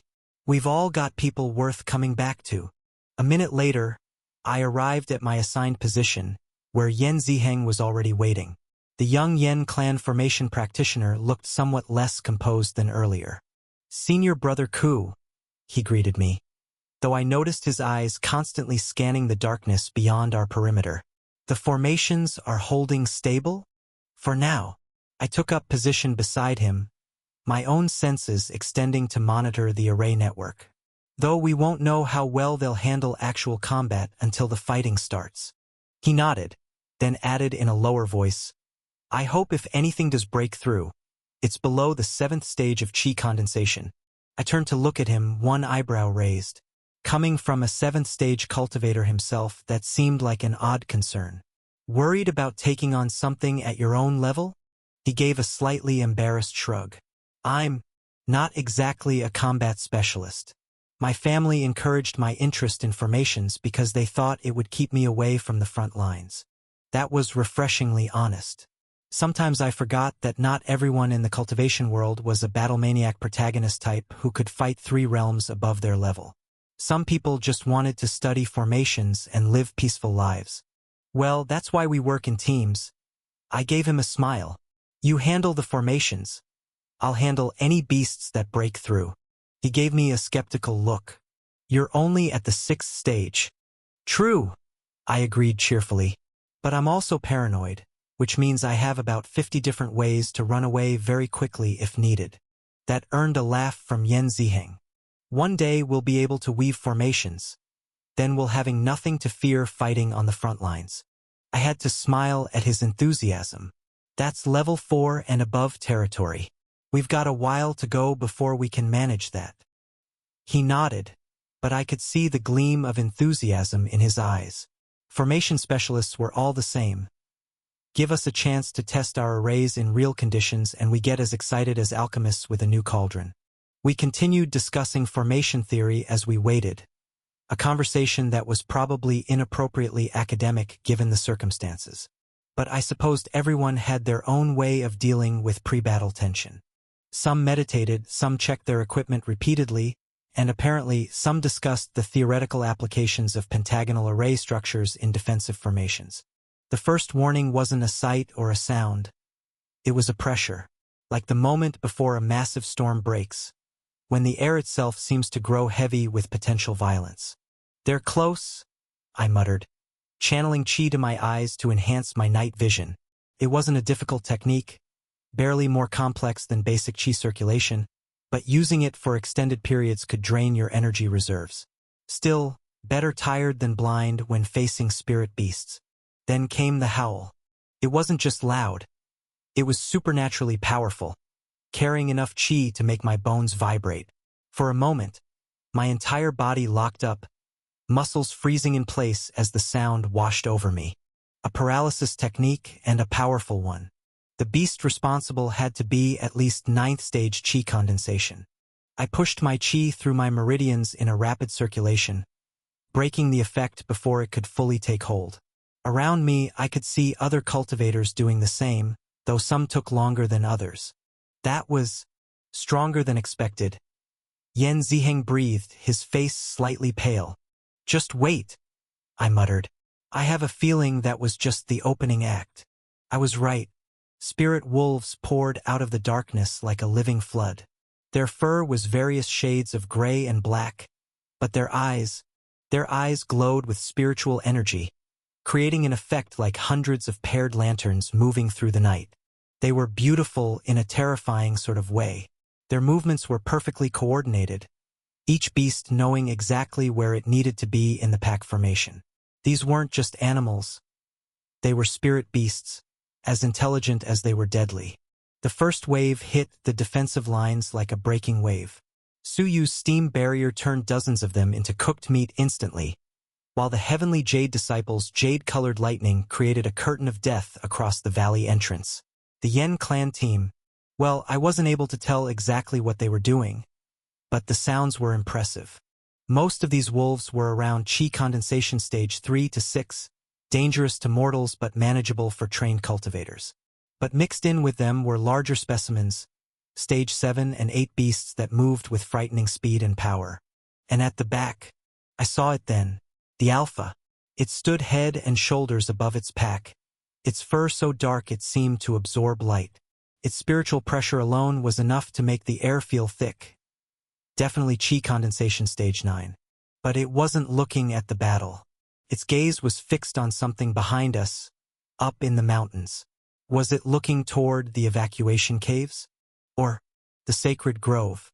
The shrine? Chapter 186. Imperial Qi. The first wave of spirit wolves crashed against the defensive line like a tide of fangs and fury. Lu Chang watched them break upon the formations and cultivator techniques with the detached analysis of a veteran commander, even as his own qi circulated through his meridians in preparation for combat. "Hold the line," he called out. "Don't let them draw you out of position." The advice wasn't really necessary. These weren't green recruits in their first skirmish. But sometimes people needed the comfort of familiar commands, even if they already knew what to do. It helped steady nerves, maintain focus. Su Yu's steam barrier turned the first rank of wolves into cooked meat, their spiritual cores shattering under the combined assault of heat and hostile qi. The heavenly Jade disciples' lightning techniques created a curtain of jade-colored death across the valley entrance, while the Yen clan team, Lu Chang allowed himself a slight smile as he watched Yen Li's team work. They were being subtle by Yen clan standards, which meant they were only destroying everything within 20 feet of their position instead of leveling the entire mountainside. The restraint was almost admirable. "Incoming!" someone shouted. Stage 8 on the eastern flank. Lu Chang turned to see a massive spirit wolf, easily twice the size of its packmates, charging through the steam barrier. Its fur was scorched black, but the beast itself seemed unharmed. Su Yu's fire techniques were impressive, but they weren't designed to stop higher stage beasts. "I've got it," Bing Lan, the other Azure Peak Stage 9 cultivator, called out. She moved with the kind of grace that had earned her the nickname Dancing Blade among the sect's disciples. The wolf lunged, jaws wide enough to swallow a man whole. Bing Lan stepped forward, her sword leaving trails of azure light in the air. The technique looked almost gentle, like she was drawing calligraphy instead of fighting. Azure Moon's first quarter. The slash caught the wolf mid-leap, bisecting it so cleanly that both halves continued their forward momentum for several feet before the beast realized it was dead. Its spiritual core shattered with a sound like breaking glass, the fragments dissolving into pure qi that dispersed into the night air. "Show off," Lu Chang muttered, though there was no real criticism in his tone. Bing Lan was a senior even to him. She earned her reputation through decades of dedicated practice. If anyone had earned the right to make combat look effortless, it was her. A tremor ran through the ground beneath his feet, subtle enough that most wouldn't have noticed it. But Lu Chang hadn't survived this long by ignoring subtle warnings. He channeled qi to his feet, enhancing his perception of ground vibrations. Something was moving down there, multiple somethings. He brought his foot down hard, sending a pulse of qi into the earth. The ground erupted 20 feet to his left, forcing up the mangled corpse of what looked like an oversized mole. Its flesh was torn and crushed, likely from trying to tunnel through the wrong section of Lu Chang's qi-enhanced earth. "Earth-digging moles," he called out. "All Earth attribute cultivators, maintain ground awareness. Don't let them undermine our position." The warning came just in time. More moles burst from the ground at various points along their defensive line, trying to catch the cultivators off guard. But now they were ready, and the burrowing beasts found themselves facing prepared opponents instead of surprised victims. "Senior brother," one of the younger disciples called out. "More incoming." Lu Chang looked up to see the second wave approaching. This one wasn't just wolves. He could see the massive forms of ironclad bulls mixed in with the pack, their armor gleaming dully in the moonlight. Behind them, The distinctive shapes of blade mantises appeared, their razor-sharp limbs clicking together in anticipation. "Heavenly Jade, focus on the bulls," he ordered. "Their armor is weakest against lightning techniques. Azure Peak, handle the mantises. They're too fast for standard barriers." The two Heavenly Jade leaders, Shen Xuanyu and Zhang Wei, moved in perfect synchronization. Their jade swords traced matching patterns in the air, creating a complex web of energy that spread across the valley entrance. When the first ironclad bull charged into it, the beast's armor literally exploded, fragments of energized metal raining down as its core was exposed to the lightning. Meanwhile, Binglan led the Azure Peak response to the blade mantises. The insectoid beasts were notorious for their speed and precision. Their razor limbs could slice through standard defensive techniques like paper. But Azure Peak's sword arts, while not famous, were anything but standard. "Lunar Cascade Formation," Binglan called out, and the Azure Peak disciples moved into position around her. Their combined sword techniques created overlapping waves of azure energy that caught the mantises in a deadly dance of blades. In the middle of crushing the head of a mantis in his palm, Lu Chang allowed himself a moment of pride at their coordination. This was why the Azure Peak sect excelled at beast wave defense. They understood the importance of teamwork over individual power. A Stage 9 cultivator fighting alone might be impressive, but a well-coordinated team could achieve far more.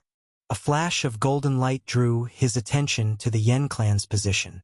Yen Li had apparently decided that subtlety had served its purpose.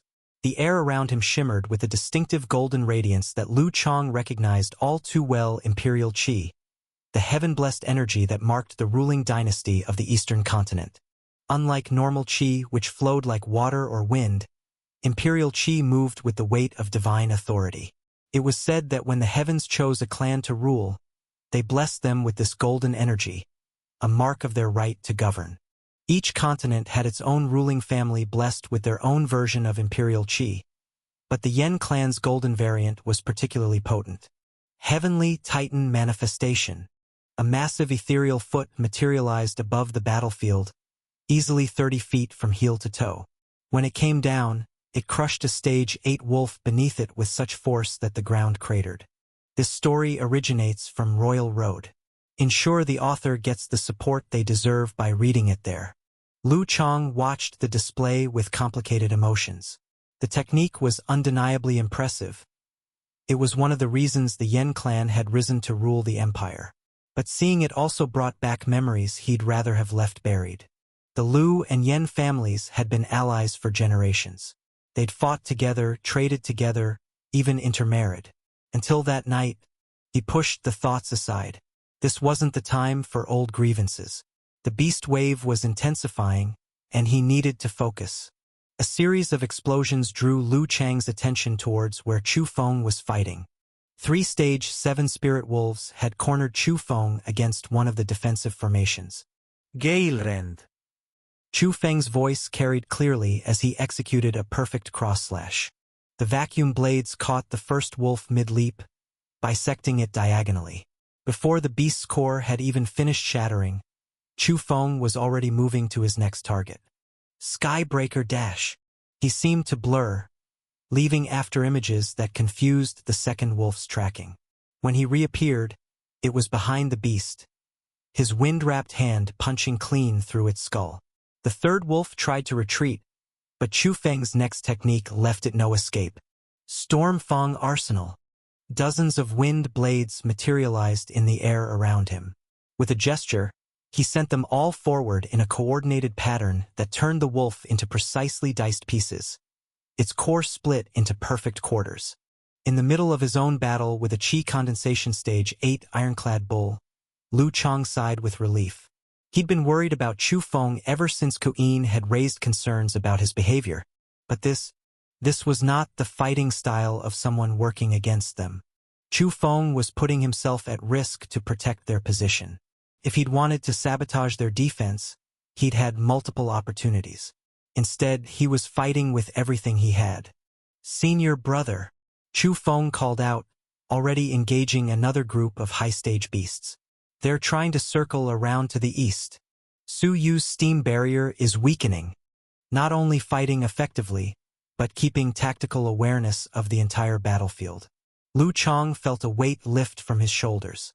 They'd been wrong about Chu Feng. Whatever caused his strange behavior around the shrine, it likely wasn't betrayal. As Lu Chang stood over the corpse of his opponent, a scream of pain drew his attention. One of the younger disciples had been caught by a blade mantis's strike. The creature's razor limb had sliced clean through his defensive technique, opening a brutal gash from shoulder to hip. He collapsed, blood spreading across his robes. Bai Chun! Another disciple moved to help him, but Lu Chang's sharp command stopped her. Hold position. Su, cover that sector. Bing Lan, get him out of there. The wounded disciple's cultivation was already falling, his chi fluctuating dangerously as his life drained away. Lu Chang had seen enough combat to know he wouldn't survive without immediate attention. But they couldn't compromise their formation to help him. That would just lead to more casualties. Bing Lan moved like lightning, her sword techniques clearing a path through the beasts. She reached Bai Chun in seconds, scooping him up and retreating to the medical station they'd established behind the main defensive line. Whether he'd survive or not would depend on the healers now. More casualties followed as the battle intensified. An ironclad bull broke through the lightning web, its charge catching a heavenly jade disciple before she could fully raise her defenses. The impact sent her flying, her jade sword shattering under the beast's armor. She hit the ground hard and didn't get up. The earth-digging moles were becoming more coordinated, their tunneling patterns suggesting some kind of hive mind control. They'd start to burrow under one section of the defense, then suddenly change direction, emerging where they weren't expected. 2 more cultivators fell to their ambush tactics before the Earth Attribute users fully adapted to their strategy. But the Symphony Shield was proving its worth. The formation didn't just block attacks, it learned from them, redistributing power to reinforce areas that came under heavy assault. Kuyin's innovation was saving lives, giving their defenders crucial seconds to recover between waves of attacks. Brother Lu, Yan Li's voice carried over the chaos. They're here. Lu Chang turned to see not just the alpha wolf, but 4 other massive beasts emerging from the chaos. An ironclad bull with armor plates that gleamed like polished steel. A blade mantis that stood twice as tall as its lesser kin. A bone gnar the size of a small house, its teeth glowing with corrosive energy. And from beneath the ground burst an earth-digging mole, its claws leaving traces of golden light as they cut through the air. All of them stage 9. This isn't natural, Lu Chang called out as the 5 beasts approached their line. Stage 9 beasts never gather like this. Bing Lan, take the mantis. Xin Xuanyu, the bull. Zhang Wei, handle that bone gnar. Yan Li, the mole is yours. The alpha wolf moved first, crossing the distance to their defensive line with impossible speed.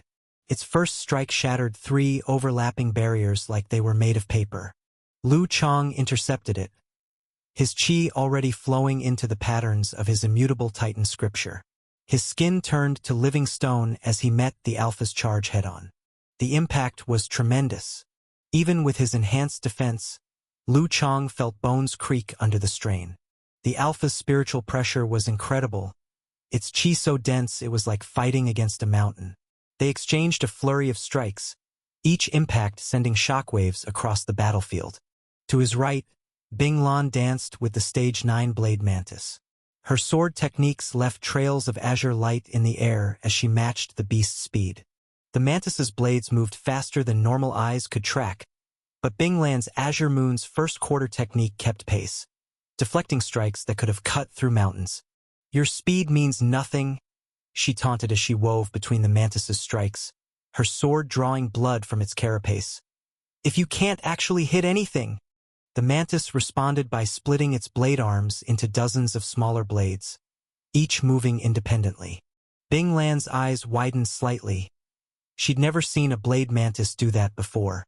She was forced to unleash her Thousand Moon reflection technique, her sword becoming a sphere of defensive strikes.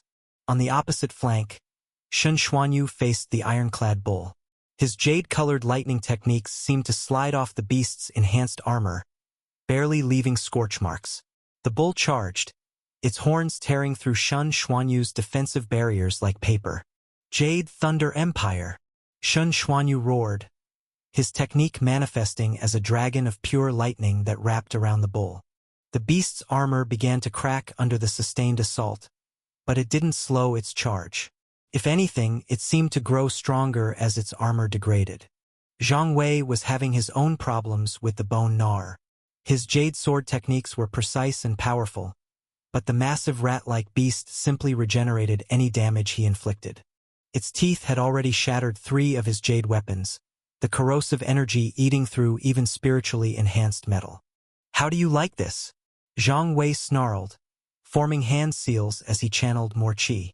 Heaven's Jade Burial. The ground beneath the bone gnawer crystallized into jade, trying to trap it in place. But the beast's teeth simply chewed through the transformed earth, its corrosive energy neutralizing the spiritual properties of the jade faster than Zhang Wei could maintain them. Meanwhile, Yan Li faced the earth-digging mole. Golden light rippled around him as he channeled his imperial qi, the very air trembling in response to heaven's authority. The mold of underground, its tunneling ability allowing it to attack from unexpected angles. But Yan Li merely smiled. "You want to play games?" he murmured, raising his hand. The golden light intensified until it was almost blinding. Heavenly Titan's Divine Grasp. A colossal hand of pure golden qi materialized above the battlefield, each finger 9 feet long. The imperial energy was so dense that the air itself seemed to crystallize around it, creating visible ripples in space. When the mole burst from the ground behind Yan Li, aiming for a surprise attack, the massive hand moved with impossible speed. The fingers closed around the beast before it could dive back underground, the imperial qi nullifying its tunneling ability. The mole thrashed in the Titan's grasp, its stage 9 qi flaring as it tried to break free, but against the power of heaven's mandate, it might as well have been a normal rodent struggling against a steel trap. "Insignificant," Yan Li declared, closing his own hand into a fist. The giant golden hand responded in kind, crushing the mole with such force that the beast's spiritual core shattered instantly. As the stage 9 mole's corpse fell to earth, Yan Li didn't even bother to watch it land. "Behind you!" someone shouted, and Yan Li turned to see a blur of motion. A stage 7 blade mantis had somehow slipped through their defensive line, its razor limbs already striking towards Yan Ziheng. The young formation practitioner was completely focused on maintaining his section of the symphony shield. He hadn't even noticed the threat appear behind him. Yan Li moved to intercept, but he was too far away to make it in time. He could only watch as the mantis's blade descended towards his clan member's unprotected back. Chapter 187. Fight. You know you've been in the cultivation world too long when you start recognizing facial expressions on giant bugs. The mantis's blade descended toward Yan Ziheng's unprotected back, and I swear the insectoid beast's mandibles twitched in what could only be described as a smirk. But the smirk didn't last long. My vines erupted from the ground like angry serpents, each one wrapping around one of the mantis's bladed limbs. The beast's momentum carried it forward for a moment before the vines went taut, holding it in place just long enough for what came next. My scorpion tail shot out from beneath my robes, 4 feet of bark-scaled, vine-tendon death, moving faster than most eyes could track. The mantis didn't even have time to struggle against my vines before the tail's tip punched through its core. The strike was perfect, just enough force to shatter the core without damaging the rest of the beast. A clean kill and, more importantly, an intact specimen.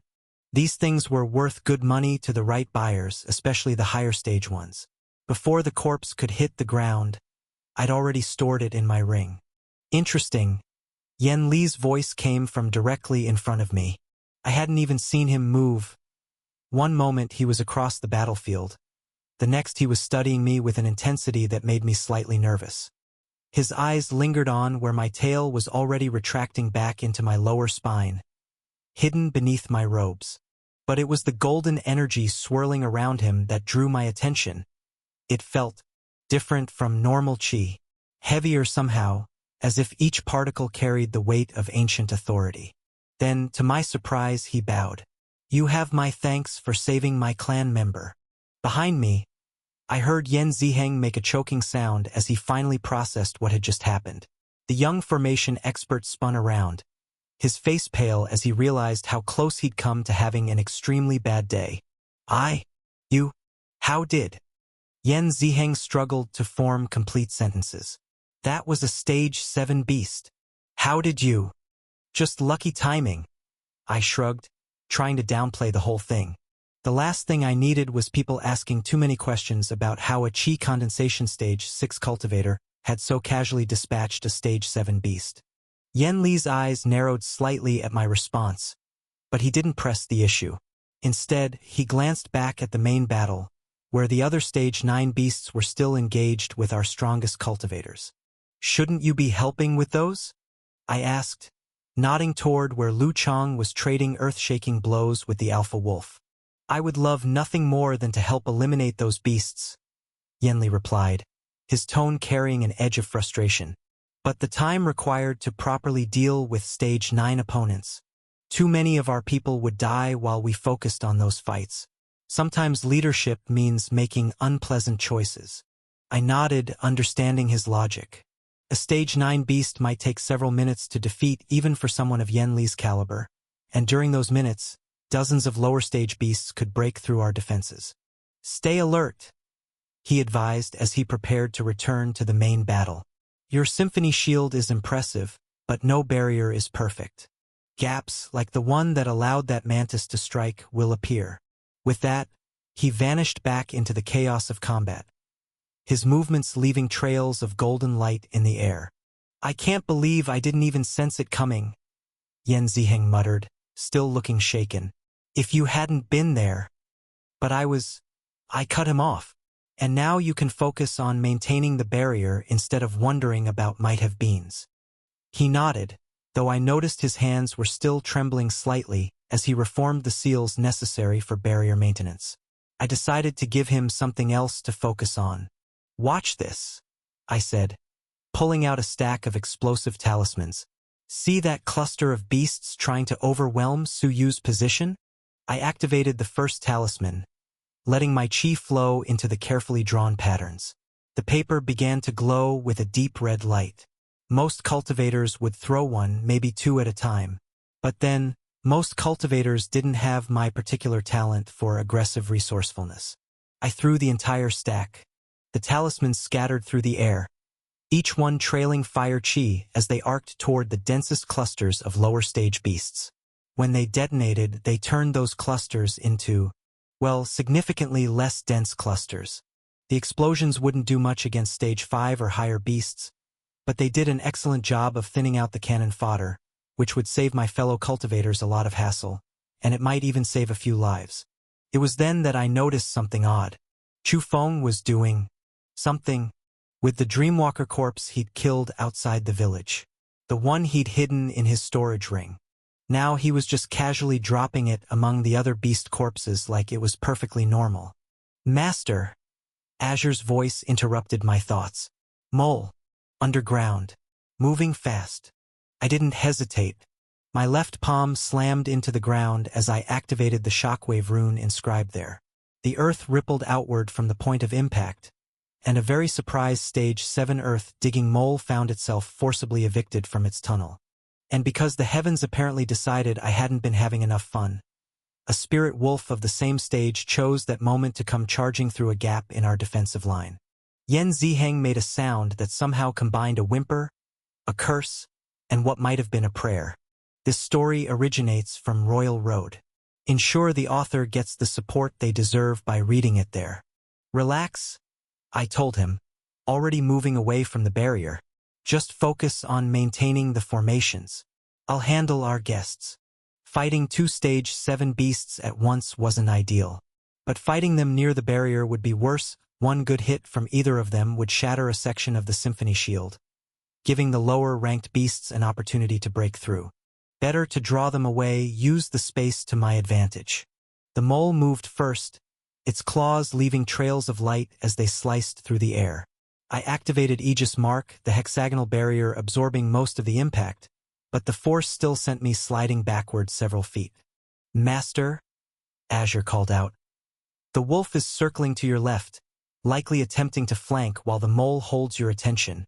Thanks, I nodded, already calculating angles and distances. I sent out a spray of razor-sharp leaves with the Leaf Storm rune, not really expecting to hurt either beast but needing to control their movement options. The wolf was forced to dodge right, while the mole burrowed underground to avoid the attack. Perfect. I slammed my palm down again, this time using the shockwave rune at full power. The mole burst out of the ground once more, but this time I was ready. My scorpion tail lashed out, aiming not for its core but for its eyes. The beast recoiled, giving me just enough time to activate Titan's Crest. The strength enhancement rune on my left hand flared with power as I drove my fist into the mole's chest. Even with the extra 100 points of physical essence combined with Phantom Strike, it was like punching a stone wall. But I felt something crack under the impact. The mole stumbled backward, dark blood leaking from its mouth. Its crystalline claws had actually chipped from trying to block my punch. I pressed the advantage, using Blink Step to appear directly above it. Careful, Azure warned. The wolf is. I had to burn another Blink Step charge immediately, barely avoiding the wolf's lightning-wrapped fangs. The beast's attack left a crater where I'd been standing, electricity arcing between the impact points. This was getting annoying. I activated Explosive Seed, creating 3 red sun energy-infused seeds that I flicked toward the mole. It tried to dodge, but I used Vine Whip to restrict its movement just long enough. The explosion was more impressive than the stack of talismans. The mole's already damaged chest cavity couldn't take the focus blast. Its core shattered. The beast's body didn't even get a chance to drop to the ground before I swept it into my storage ring. 1 down. But the wolf didn't give me time to celebrate my victory over the mole. Its first strike came low, claws charged with enough electrical energy to power a small city, aiming to disembowel me. I activated Aegis Mark, the hexagonal barrier materializing just in time to absorb the hit. The wolf didn't hesitate, immediately transitioning into an overhead bite aimed at my shoulder. The barrier immediately shattered under the impact. The world blurred as I appeared 10 feet back, trying to create space to set up a counter. But the wolf had clearly been waiting for this. It moved the instant I reappeared, its lightning-enhanced speed matching my teleport perfectly. Its claws raked through the space where my head had been a split second after I ducked. As the wolf closed in, I activated my shockwave rune. A visible ripple of force burst out from my palm, catching the wolf mid-lunge. The impact wasn't enough to seriously hurt a Stage 7 beast, but it did throw off its balance for just a fraction of a second. That fraction was all I needed. My scorpion tail lashed out, aiming for its exposed flank. The strike connected, neurotoxin coating the bark-scaled tip piercing through the lightning armor just enough to deliver its payload. The wolf's chi flared, burning away most of the poison, but I saw its movements become slightly sluggish. The toxin had at least partially taken effect. The beast's counterattack was still devastating, though not quite as precise as before. It twisted in midair, its entire body becoming a conduit for lightning as it launched a full-power bite at my throat. I had to activate another Blink Step charge to avoid being simultaneously electrocuted and decapitated. The beast pressed its advantage, not giving me a moment to recover. Each of its strikes was faster and more precise than the last, as if it was learning my patterns in real time. Actually impressive in a trying-to-kill-me sort of way. I needed to end this quickly. My red sun energy reserves weren't infinite, and this wolf was proving to be annoyingly resilient. I activated Titan's Crest, Vine Whip, and Leaf Storm simultaneously, wrapping my fist in layer after layer of sharp reinforced plant matter. My intention was to end the battle in one final strike. The wolf saw the technique forming and lunged forward, its lightning-charged bite aiming to interrupt my preparation. Perfect. I met its attack head-on, my enhanced fist colliding with its electrified fangs. The impact created a shockwave that cracked the ground beneath us, our techniques straining against each other in a deadlock of raw power. Just a little more and I could slash its neck. That's when I felt it, a massive spiritual pressure descending from above. I glanced up to see an eagle-type beast, its wingspan easily 20 feet across, dropping out of the night sky like the world's most aggressive diving instructor. But what was more concerning was its cultivation level, a Stage 8 beast. Chapter 188. Overclock. The massive bird dropped out of the night sky like death with wings. Its talons were longer than my arm, curved like scimitars and probably just as sharp. The spiritual pressure it emanated was enough to make the air feel thick, like trying to breathe underwater. I didn't even have time to complete a thought before those talons descended towards my head. Then something green blurred through my peripheral vision. YGGY materialized from my inner world in an instant, its vine-like body expanding to wrap as its tendrils coiled around wings and talons, trying to redirect the beast's momentum. Unfortunately, while YGGY was incredibly versatile, raw power wasn't exactly its strong suit. Trying to completely stop a Stage 8 beast would be like trying to catch a falling mountain with a fishing net. But YGGY didn't need to stop it completely, just change its trajectory by a few crucial degrees. The eagle's strike, instead of removing my head from my shoulders, plowed straight into the Stage 7 wolf that had been trying to take a chunk out of my throat. The impact was messy. The wolf's lightning armor, which had been giving me so much trouble, might as well have been morning dew for all the good it did against the eagle's attack. It didn't even get a chance to yelp. One moment it was there, the next it was in several very distinct pieces, its spiritual core shattered into fragments. "Master," Azure called out. The eagle appears to be a stormwing raptor, a variant native to high-altitude mountain ranges. Their spiritual energy is concentrated in their wings and talons, allowing for powerful diving attacks. However, they're notably less maneuverable at close range, and their defensive capabilities are primarily focused on their forward-facing areas. I nodded, already moving before the eagle could recover from its impromptu wolf demolition exercise. Blink step carried me directly in front of the beast, my fist already wrapped in layers of strengthening techniques. This wasn't going to be my usual careful, measured strike. The Shroud Rune stayed inactive, its 20% power reduction too costly for what I had planned. Instead, I drew on both the red and blue sun's energy simultaneously, feeling my spiritual essence spike by 50 units as their powers combined. The blue sun's energy masked the true nature of my attack just as effectively as the Shroud Rune would have, though using it came with its own risks. I'd been hesitant to tap into the blue sun's power ever since learning about that mysterious being who might be searching for life realm energy signatures. But I hadn't sensed any trace of such searches during this entire mission, and sometimes survival required calculated risks. My Titan's crest-enhanced Phantom Strike connected squarely with the eagle's chest, carrying enough force to shatter stone. The impact sent visible ripples through the air, the ground beneath us cracking from the shockwave. For a moment, I thought I might have actually ended the fight in one hit. Then the dust cleared, and I saw the damage. Or rather, the lack of it. The eagle's feathers were ruffled, and there was a slight dent in its spiritual armor where my strike had landed. But otherwise, it looked more annoyed than injured. I frowned. The gap between Chi Condensation Stage 6 and Stage 8 was just too vast. While I wasn't particularly worried about the beast being able to kill me, I had enough escape options to stay alive. Actually, defeating it would be another matter entirely. At least, not without some significant sacrifices. "Master," Azure said, "your cultivation is currently at the peak of Stage 6. A breakthrough could occur at any moment, potentially providing the power needed to overcome this opponent." I nodded, acknowledging the point while keeping my eyes fixed on the eagle. But I didn't immediately push for breakthrough. "This tale has been unlawfully lifted from Royal Road. Report any instances of this story if found elsewhere." Each advancement in cultivation level came with an instant replenishment of Chi reserves, basically a full reset to peak condition. Right now, I'd barely tapped into my Chi, relying more heavily on the red sun's energy for most techniques.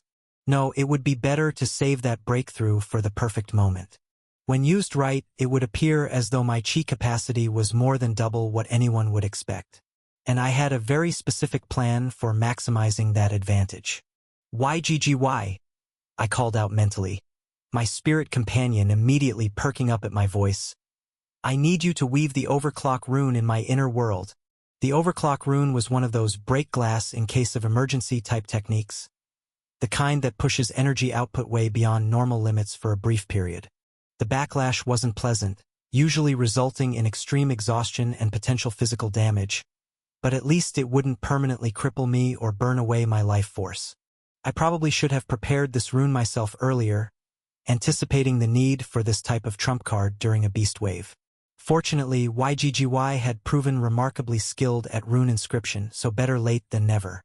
My vine-like companion dissipated, returning to my inner world to begin its work. I allowed myself a small smile.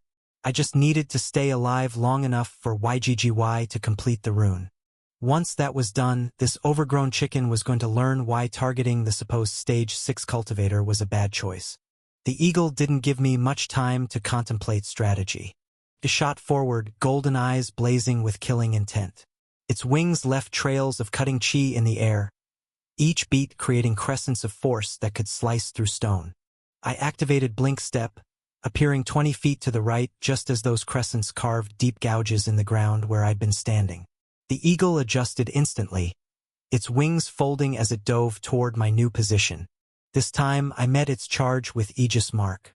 The hexagonal barrier materialized just in time to catch its talons, but the impact still sent me sliding backward.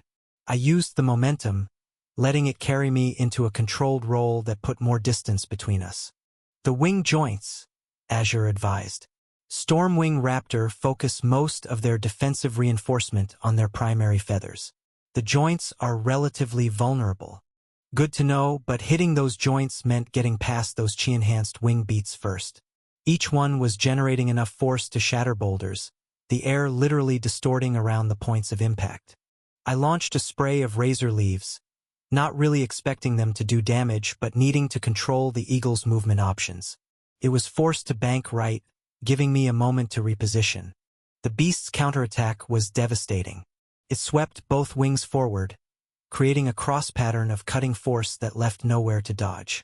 I had to burn another Blink Step charge to avoid being diced into pieces. I appeared above it, using the relationship between the two suns' orbit to adjust my trajectory in midair. Not enough to look like actual flight. That was one ability I preferred to keep hidden unless absolutely necessary, but enough to make my movements unpredictable. My scorpion tail lashed out, aiming for one of those supposedly vulnerable wing joints. The eagle twisted with impossible speed, nearly catching my tail between its beak. Only a desperate burst of red sun energy let me pull back in time and land on a half-destroyed tree trunk. Azure, I called out internally. Any potentially lethal capabilities I should know about? They can compress air into solid projectiles, he replied.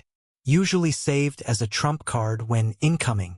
I threw myself sideways just as the eagle's wings swept forward again. This time, instead of cutting chi, they launched what looked like dozens of air bullets. Each one hit with enough force to punch clean through the tree trunk I'd been standing on. Like that, Azure finished. We continued this deadly dance for what felt like hours but was probably only a minute. The eagle's attacks grew increasingly frustrated as I kept slipping away from its killing blows, while I focused on landing small, cumulative hits whenever openings appeared. Then everything changed. The eagle suddenly broke off its attack. For a moment I thought it might actually retreat, but then I saw where it was looking. Yan Ziheng, the formation practitioner, stood behind the symphony shield, completely focused on maintaining the formation and ensuring that the weaker beasts were not getting through.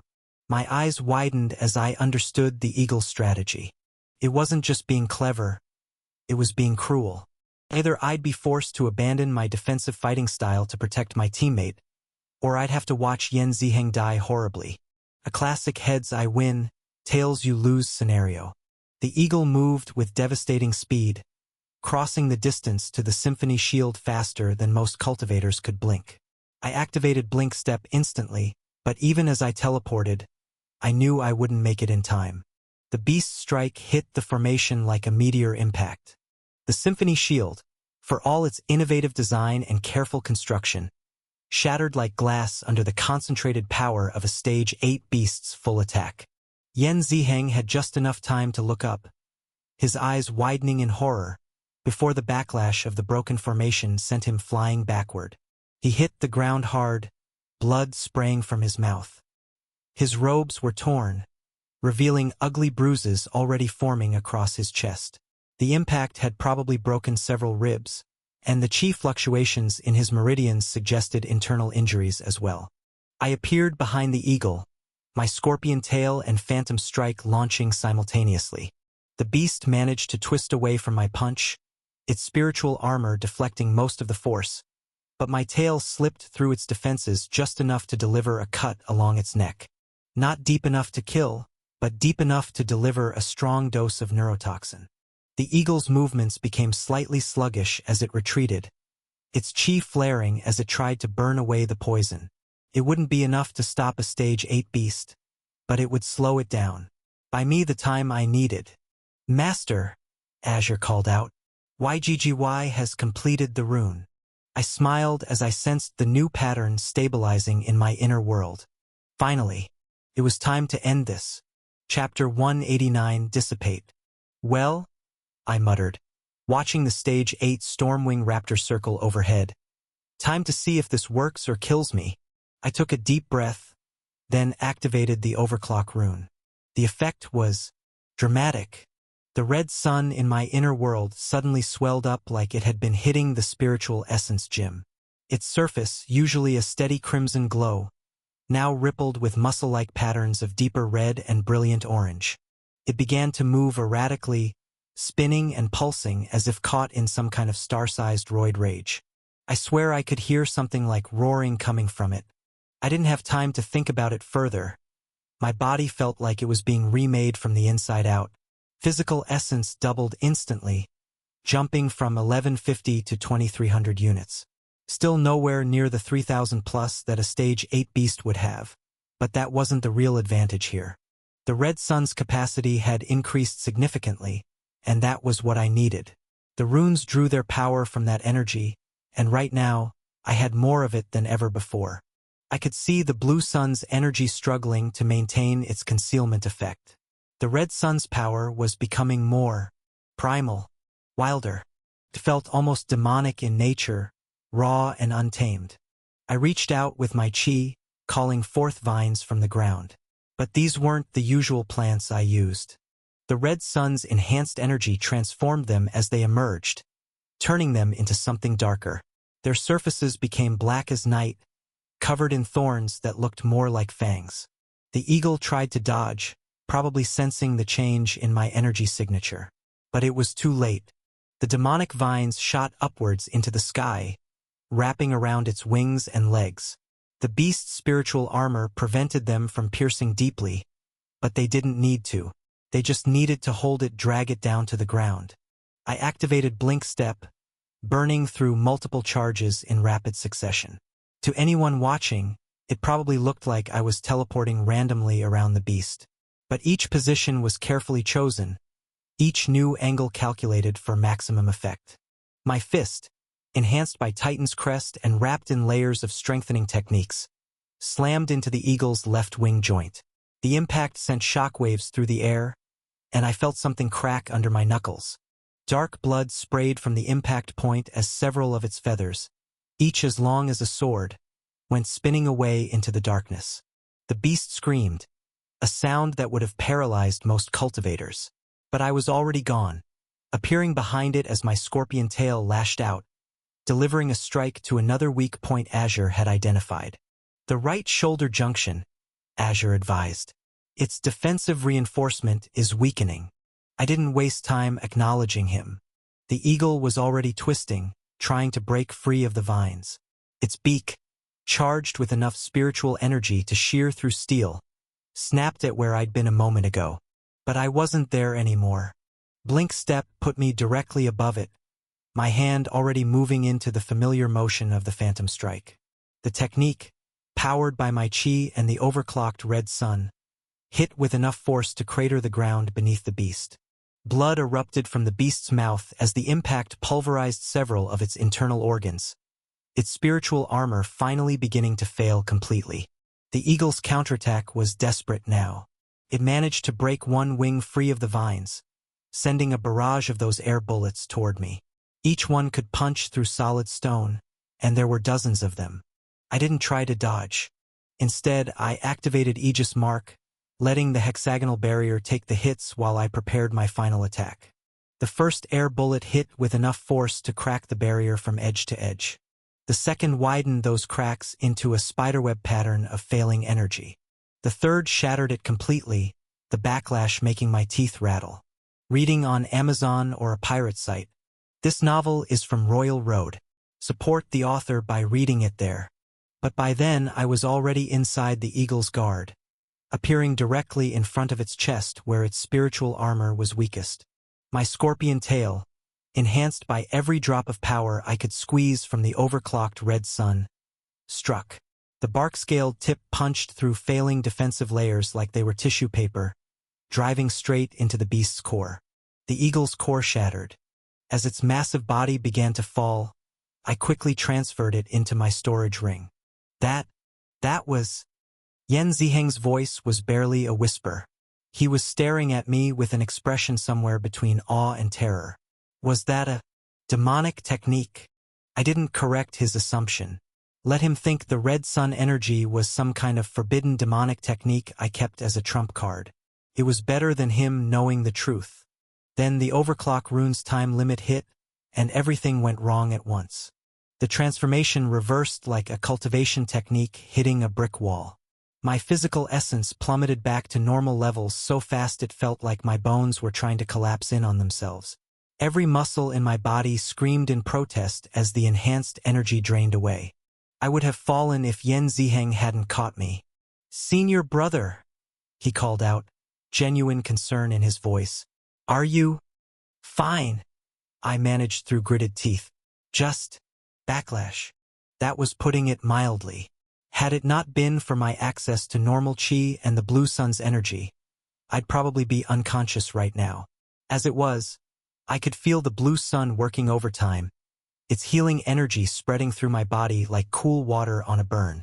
I checked my inner world and winced. The red sun looked, well, unhealthy would be an understatement. It had shrunk to barely half its normal size and seemed shriveled, like a star that had gone on a crash diet. I swear I could see it making little crying motions, mourning its lost gains. "Master," Azure spoke up, "given your current condition, would this not be an ideal time to trigger your breakthrough to stage 7? It was a reasonable suggestion. Breaking through to a new cultivation stage came with an instant reset of your energy reserves and a temporary boost in power. It would certainly help with the overclock rune's backlash. But as I looked around the battlefield, I could see the tide had already turned. Lu Chong stood over the corpse of the alpha wolf, his stone-like skin gradually returning to normal as he released his immutable Titan scripture technique. Despite fighting a stage 9 beast, he looked barely winded. Though I noticed his chi fluctuations were slightly unstable, that fight had pushed him closer to his limits than he was letting on. "Not bad," he muttered, studying the wolf's remains. "Been a while since I had to use the full immutable Titan scripture." Nearby, Bing Lan was actually smiling as she cleaned her sword. The stage 9 blade mantis lay in pieces around her, its core split so precisely it looked like it had been done with surgical tools rather than a combat technique. "A decent warm-up," she commented to no one in particular, though I caught the slight tremor in her hands that betrayed the effort that warm-up had required. Shin Xuanyu had apparently decided that if he couldn't penetrate the ironclad bull's armor with normal attacks, he'd just keep hitting it until something gave way. Judging by the bull's thoroughly pulverized remains, something had definitely given way. The heavenly jade cultivator was breathing heavily, his jade-colored lightning techniques having consumed massive amounts of chi, but his expression was satisfied. Zhang Wei's fight with the bone gnawer had been messier. The massive rat-like beast's regenerative abilities had forced him to get creative. The entire area around their battle was covered in jade crystals, many of them stained with the beast's blood. But in the end, his Heaven's Jade burial technique had prevailed, though he looked like he'd rather not talk about exactly how. I shook my head at Azure's suggestion. The battle's ending. The threat is passing. Better to recover naturally than waste a breakthrough now. He made a sound that somehow conveyed disapproval while remaining respectful. I ignored it and settled into a cross-legged meditation position, trying to stabilize my condition. Even though the threat had passed, I didn't think it was over. It was better to save the breakthrough for when I really needed it. Yan Ziheng took up a protective stance in front of me, which was both touching and slightly amusing given recent events. Still, I appreciated the gesture. It was nice to know that saving someone's life actually earned you some loyalty in this world. I had just closed my eyes to begin meditation when something strange caught my attention. The remaining lower stage beasts were panicking, which made sense given that we just killed all their leaders. But this wasn't normal fear. They were acting like... My eyes snapped open as the first beast literally dissolved into pure chi. All across the battlefield, spirit beasts, whether alive or dead, were dissipating into energy. Not like when a core was shattered. This was different, more complete. They weren't just dying, they were unraveling, as if whatever had given them form in the first place was being undone. "What's happening?" Someone called out. "Is this some kind of technique?" "Hold positions," Lu Chang ordered, though there wasn't much point. The fighting had effectively stopped as everyone stared in confusion at the disappearing beasts. Then I heard it, a cry of despair that didn't come from any spirit beast. Chu Feng had fallen to his knees, his body starting to fade like the beasts. "Please," he begged, though I couldn't tell who he was talking to. "I tried my best." "Chu Feng." Lu Chang started forward, but Yan Li caught his arm. "Wait." The Yen clan team leader's voice was tight with tension. "Look at his chi signature." I could see what he meant. The energy coming off Chu Feng wasn't normal human chi anymore. It was similar to the beast we'd been fighting. Distorted. "Give me one more chance. Please." Chu Feng's desperate pleas echoed off the mountains as more and more of him dispersed into pure chi and flew towards the direction of the mountains. The last thing to fade was his face, locked in an expression of terror. Then he was gone. For a long moment no one moved. The silence was absolute, broken only by the wind whistling through the trees. "The shrine," Lu Chang said suddenly. "Everything leads back to that shrine." The other leaders exchanged looks, coming to a silent agreement. Whatever was happening here, the answers would be found there. Chapter 190. What happened to Chu Feng? I stared at the trail of chi winding through the eastern mountains like a ghostly river, trying to ignore the growing sense of dread pooling in my stomach. The red sun energy within me had stabilized somewhat, but I still felt like I'd been trampled by a herd of ironclad bulls. My muscles ached, my meridians burned, and a headache pounded behind my eyes with the persistence of a particularly determined woodpecker. I reached into my storage ring and pulled out a chi recovery pill, rolling the smooth, jade-green sphere between my fingers before popping it into my mouth. The bitter taste made me grimace, but I could immediately feel its effects as the concentrated chi spread through my system, soothing my meridians. "You should take a blood-replenishing pill as well," Azure suggested. "Your physical essence levels are still fluctuating." I didn't argue, fishing out one of the crimson pills and swallowing it with a wince. This one tasted like iron and cinnamon, an improvement over the chi recovery pill, but not by much. "I've always wondered," I mused as we continued following the chi trail, "why can't cultivators make medicine that doesn't taste like it was scraped from the bottom of a toad's foot?" The texts explain that the taste is partially a result of the ingredients maintaining their spiritual properties, Azure replied. "The more potent the pill, the worse it usually tastes." That sounds suspiciously like something someone would say to make people feel better about eating terrible medicine. Perhaps noticing the expression on my face, Yan Ziheng appeared on my side. "Are you okay?" he asked. "That fight with the Stormwing Raptor took a lot out of you." I managed a smile that I hoped didn't look as forced as it felt. "I'll be combat ready by the time we reach the shrine," I assured him, just processing everything that happened. "I'm not concerned about your combat readiness," he said, surprising me. "I'm concerned about you." The sincerity in his voice caught me off guard. "That technique you used," he continued hesitantly, clearly trying to find a diplomatic way to phrase his question. Is it safe?" I almost laughed. "Safe?" The overclock rune was about as safe as juggling knives while blindfolded on a tightrope over a pit of hungry beasts. But telling him that wouldn't exactly inspire confidence. It has its costs, I said instead. But I can manage them. He didn't look entirely convinced, but nodded anyway. If you need support during the investigation, stay close to me. I might not be a combat specialist, but you risked your life to save mine. I'll do the same. Thank you, I said, genuinely touched. I appreciate that. Despite the urgency of the situation, our group was moving at a measured pace through the mountains. It wasn't what one would expect. Most would rush to the shrine as quickly as possible, but Lu Chang had insisted on a more cautious approach. We just fought a major beast wave, he'd explained when Shen Xuanyu questioned the pace. Better to arrive at full strength than quickly but depleted. It was a sensible strategy, one that gave everyone time to recover their qi and tend to their injuries. And given the eerie lifelessness surrounding us, perhaps a slower approach was warranted. Who knew what we'd find when we reached our destination? As we walked, I glanced around at our surroundings. Something felt wrong. Took me a moment to realize what it was. The absolute silence. No birds sang in the trees. No insects buzzed. Not even the wind seemed to stir the leaves.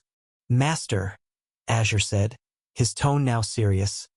I'm not detecting any life signatures in our vicinity. He was right. Everything that had once lived in this area, from the smallest blade of grass to the tallest tree, had been drained of life. Not destroyed exactly. The plants were still there, still standing, but they seemed hollow like perfect reproductions made of paper. When I reached out to touch a nearby bush, the leaves crumbled between my fingers, dissolving into motes of qi that drifted eastward, joining the river of energy flowing toward the shrine. It's like walking through a painting. Everything looks right, but nothing's alive.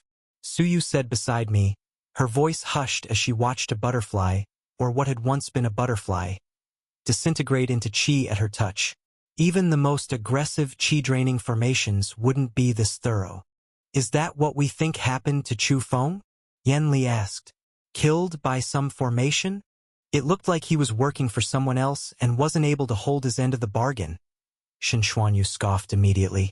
Zhang Wei shook his head. But working for whom? And to what purpose? If he wanted to sabotage the mission, he had plenty of opportunities during the beast wave. Maybe he wasn't here to sabotage, Bing Lan suggested. Maybe he was looking for something specific. Reading on this site, this novel is published elsewhere. Support the author by seeking out the original. The shrine, Lu Chang said thoughtfully.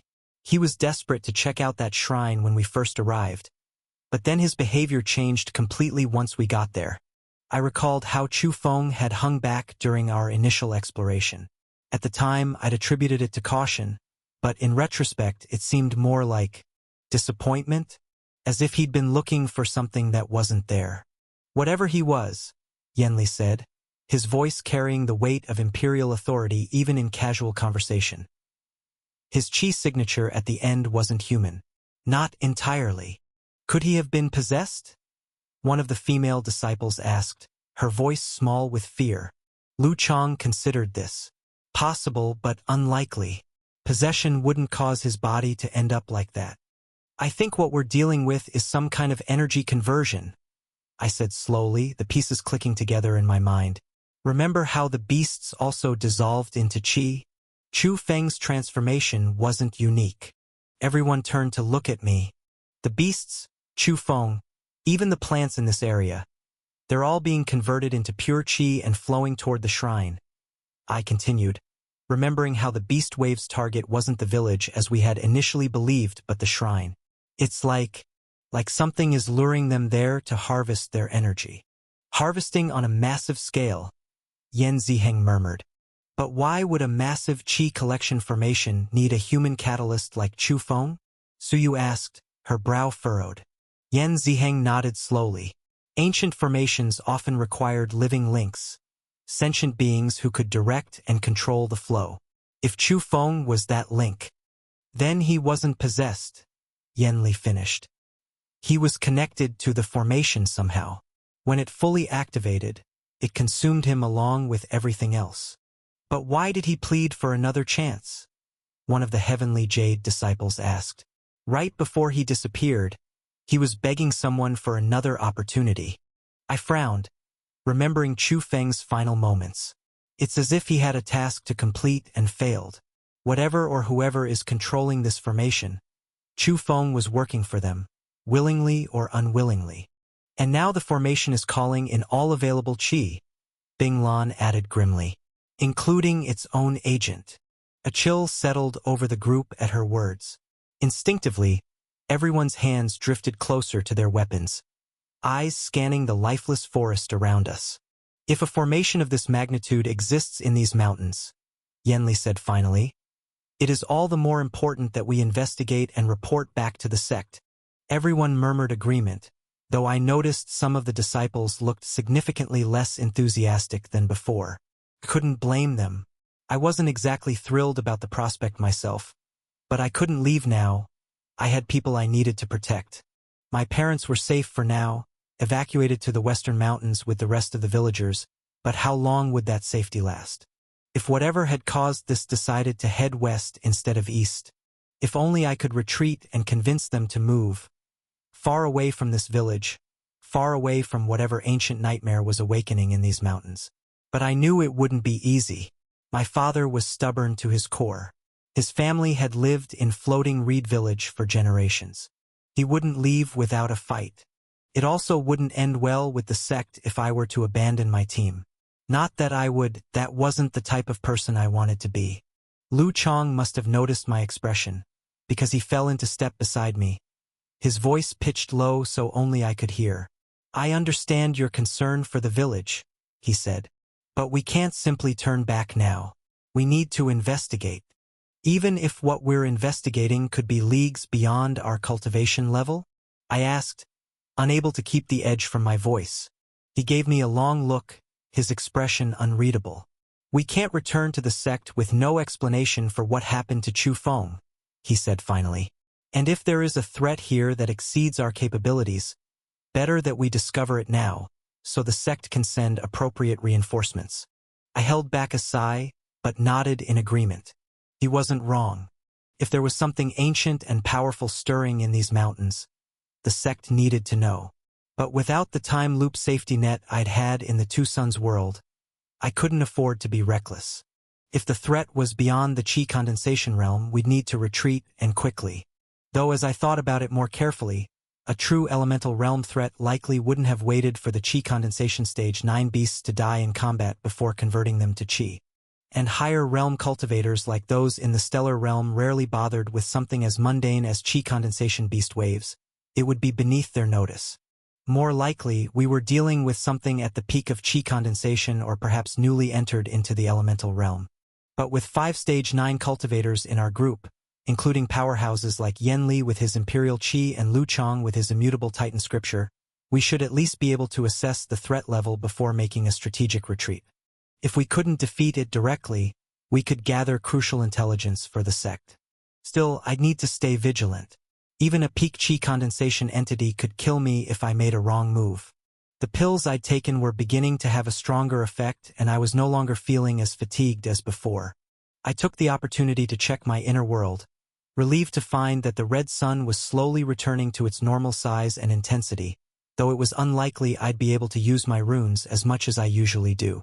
The blue sun, meanwhile, seemed to be working overtime, its cooling energy spreading throughout my inner world like a soothing balm. I've been reviewing the original Ku Yin's memories of this area, Azure informed me as I conducted my inspection. There's something odd about how the villagers interacted with the shrine over generations. Odd how? The nature of the offerings changed over time. In the oldest memories, they were primarily food and wine, traditional offerings for worship. But over the centuries, they became increasingly personalized. What do you mean? In more recent times, people would bring items with sentimental value. A child's first practice sword, a lock of hair, pieces of clothing, things containing strong emotional resonance or physical connection to the giver. That was indeed strange. Most spirit worship involved standardized offerings, things that spirits were known to enjoy or find useful. Personalized offerings suggested something else entirely. As if it wasn't the offerings themselves that mattered, I mused. But the connection they represented. Precisely, Master. And there's another anomaly. The shrine has gone through periods of apparent dormancy, sometimes lasting decades, before suddenly becoming active again. Cycles, I muttered inwardly, remembering the fragment of text I'd managed to translate earlier. Sleep and renewal. Form up, Lu Chang ordered as we rounded a bend in the path. Standard formation, defensive posture. No one uses active techniques unless I give the signal.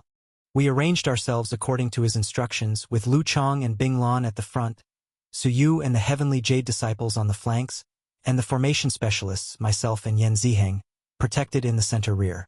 The Yen clan team took rear guard, with Yen Li's golden chi faintly visible as he maintained a state of partial readiness.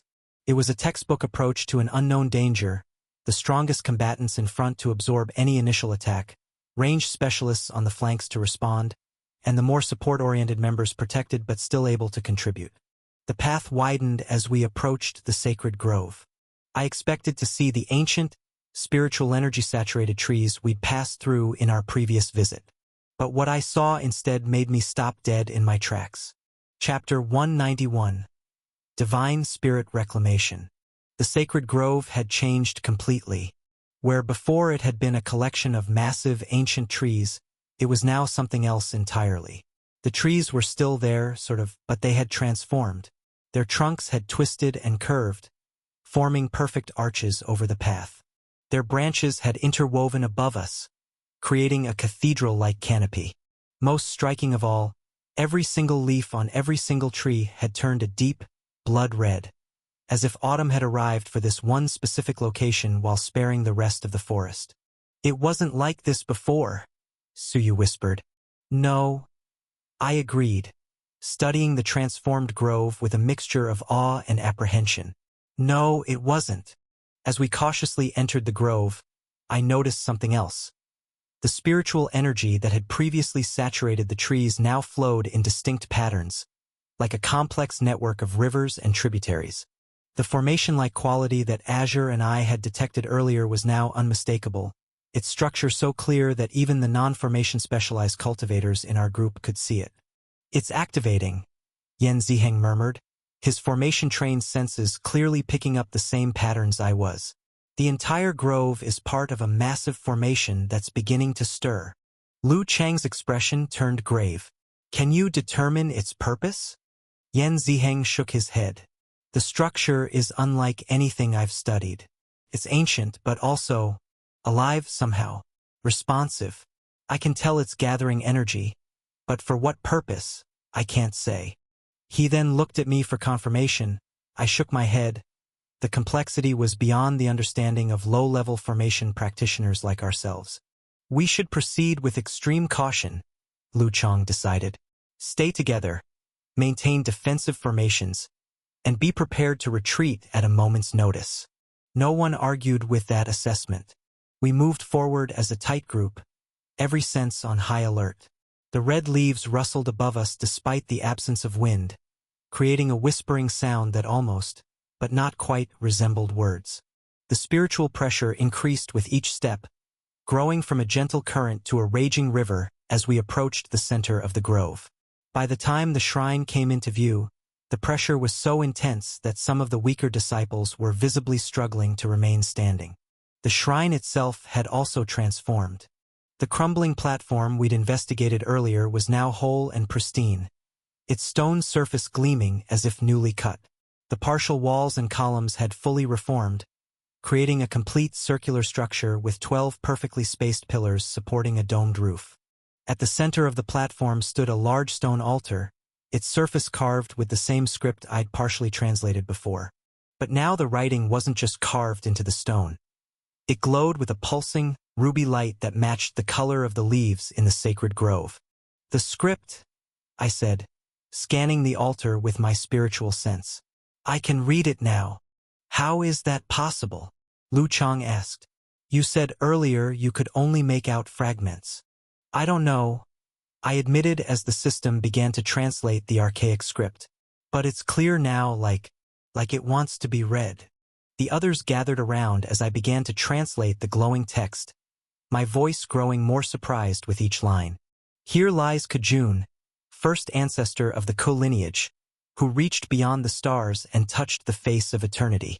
Born of humble origins, he ascended to the civilization realm through unmatched determination and insight. Though his body returns to dust, his spirit watches over his descendants for all time. May his wisdom guide them through darkness, and his strength fortify them against adversity. The cycle continues. What sleeps shall awaken when the time is right. This novel's true home is a different platform. Support the author by finding it there. Silence fell over our group as I finished. All eyes turned to me, expressions ranging from shock to suspicion. Kujun, so you was the first to break the silence. As in my ancestor, apparently, I said, feeling as surprised as everyone else looked.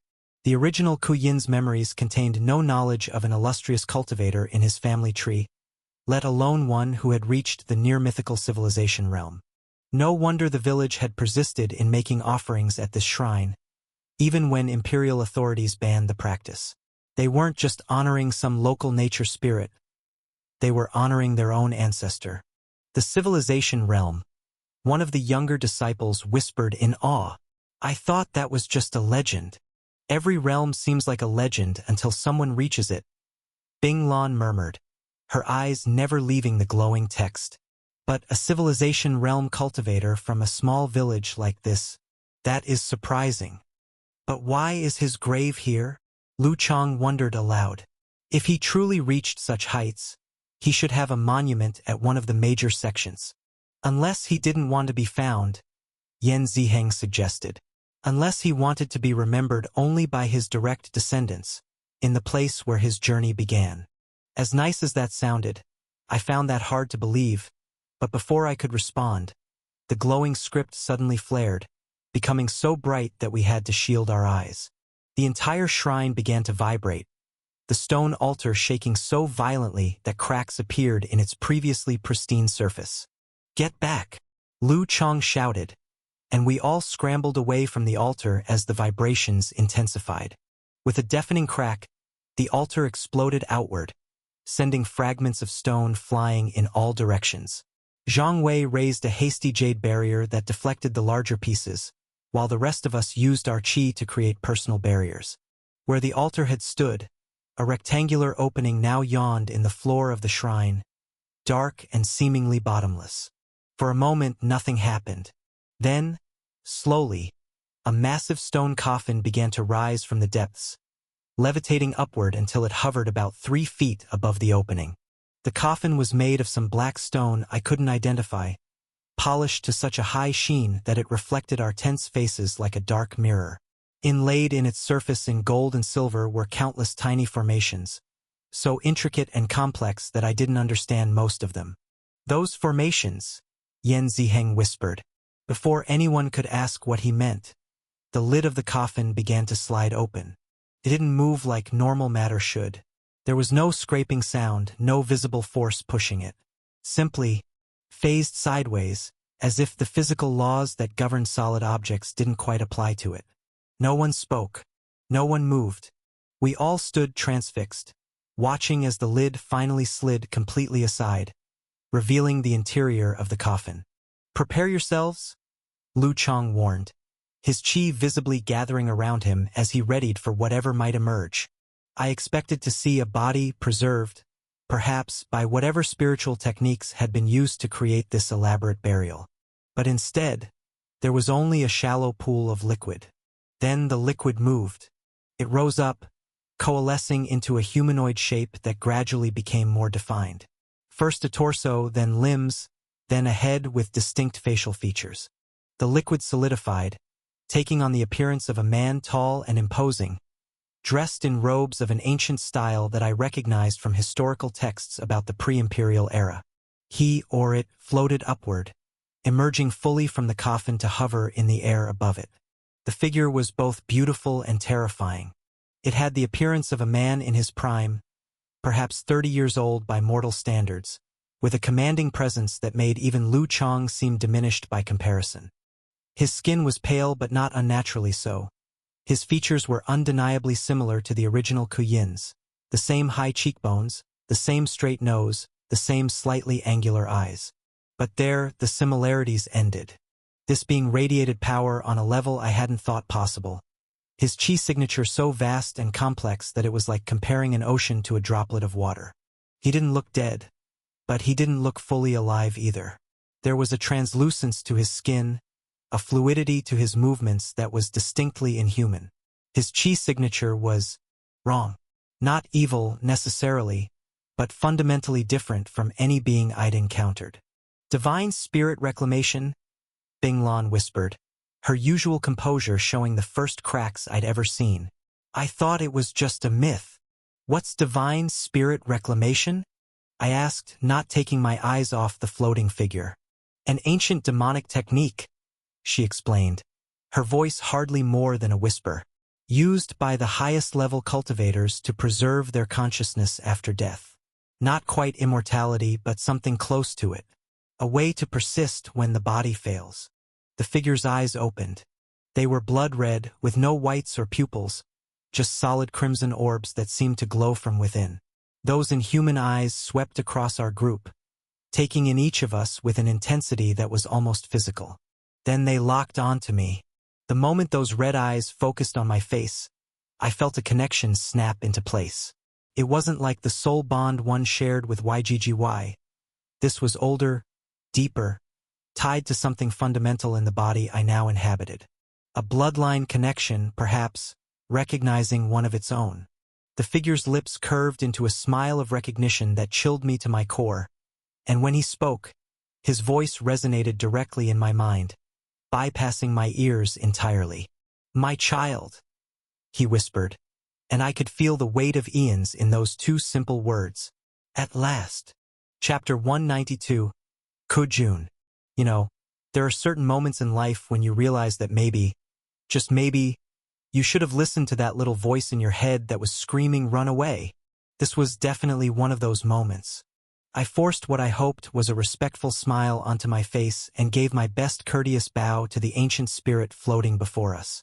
Honored ancestor, I managed, while internally channeling every scrap of recovered red sun energy into preparation for the fastest blink step of my life.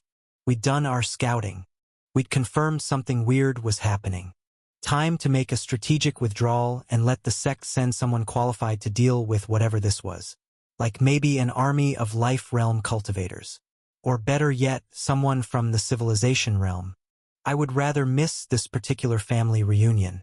But before I could activate the rune, something odd happened. The being's chi signature began to fluctuate wildly. One moment it radiated the overwhelming pressure of what I assumed to be a civilization realm cultivator. The next it dropped to barely chi condensation levels. His form seemed to waver, like a reflection in disturbed water, the edges of his spectral body becoming momentarily indistinct before snapping back into focus.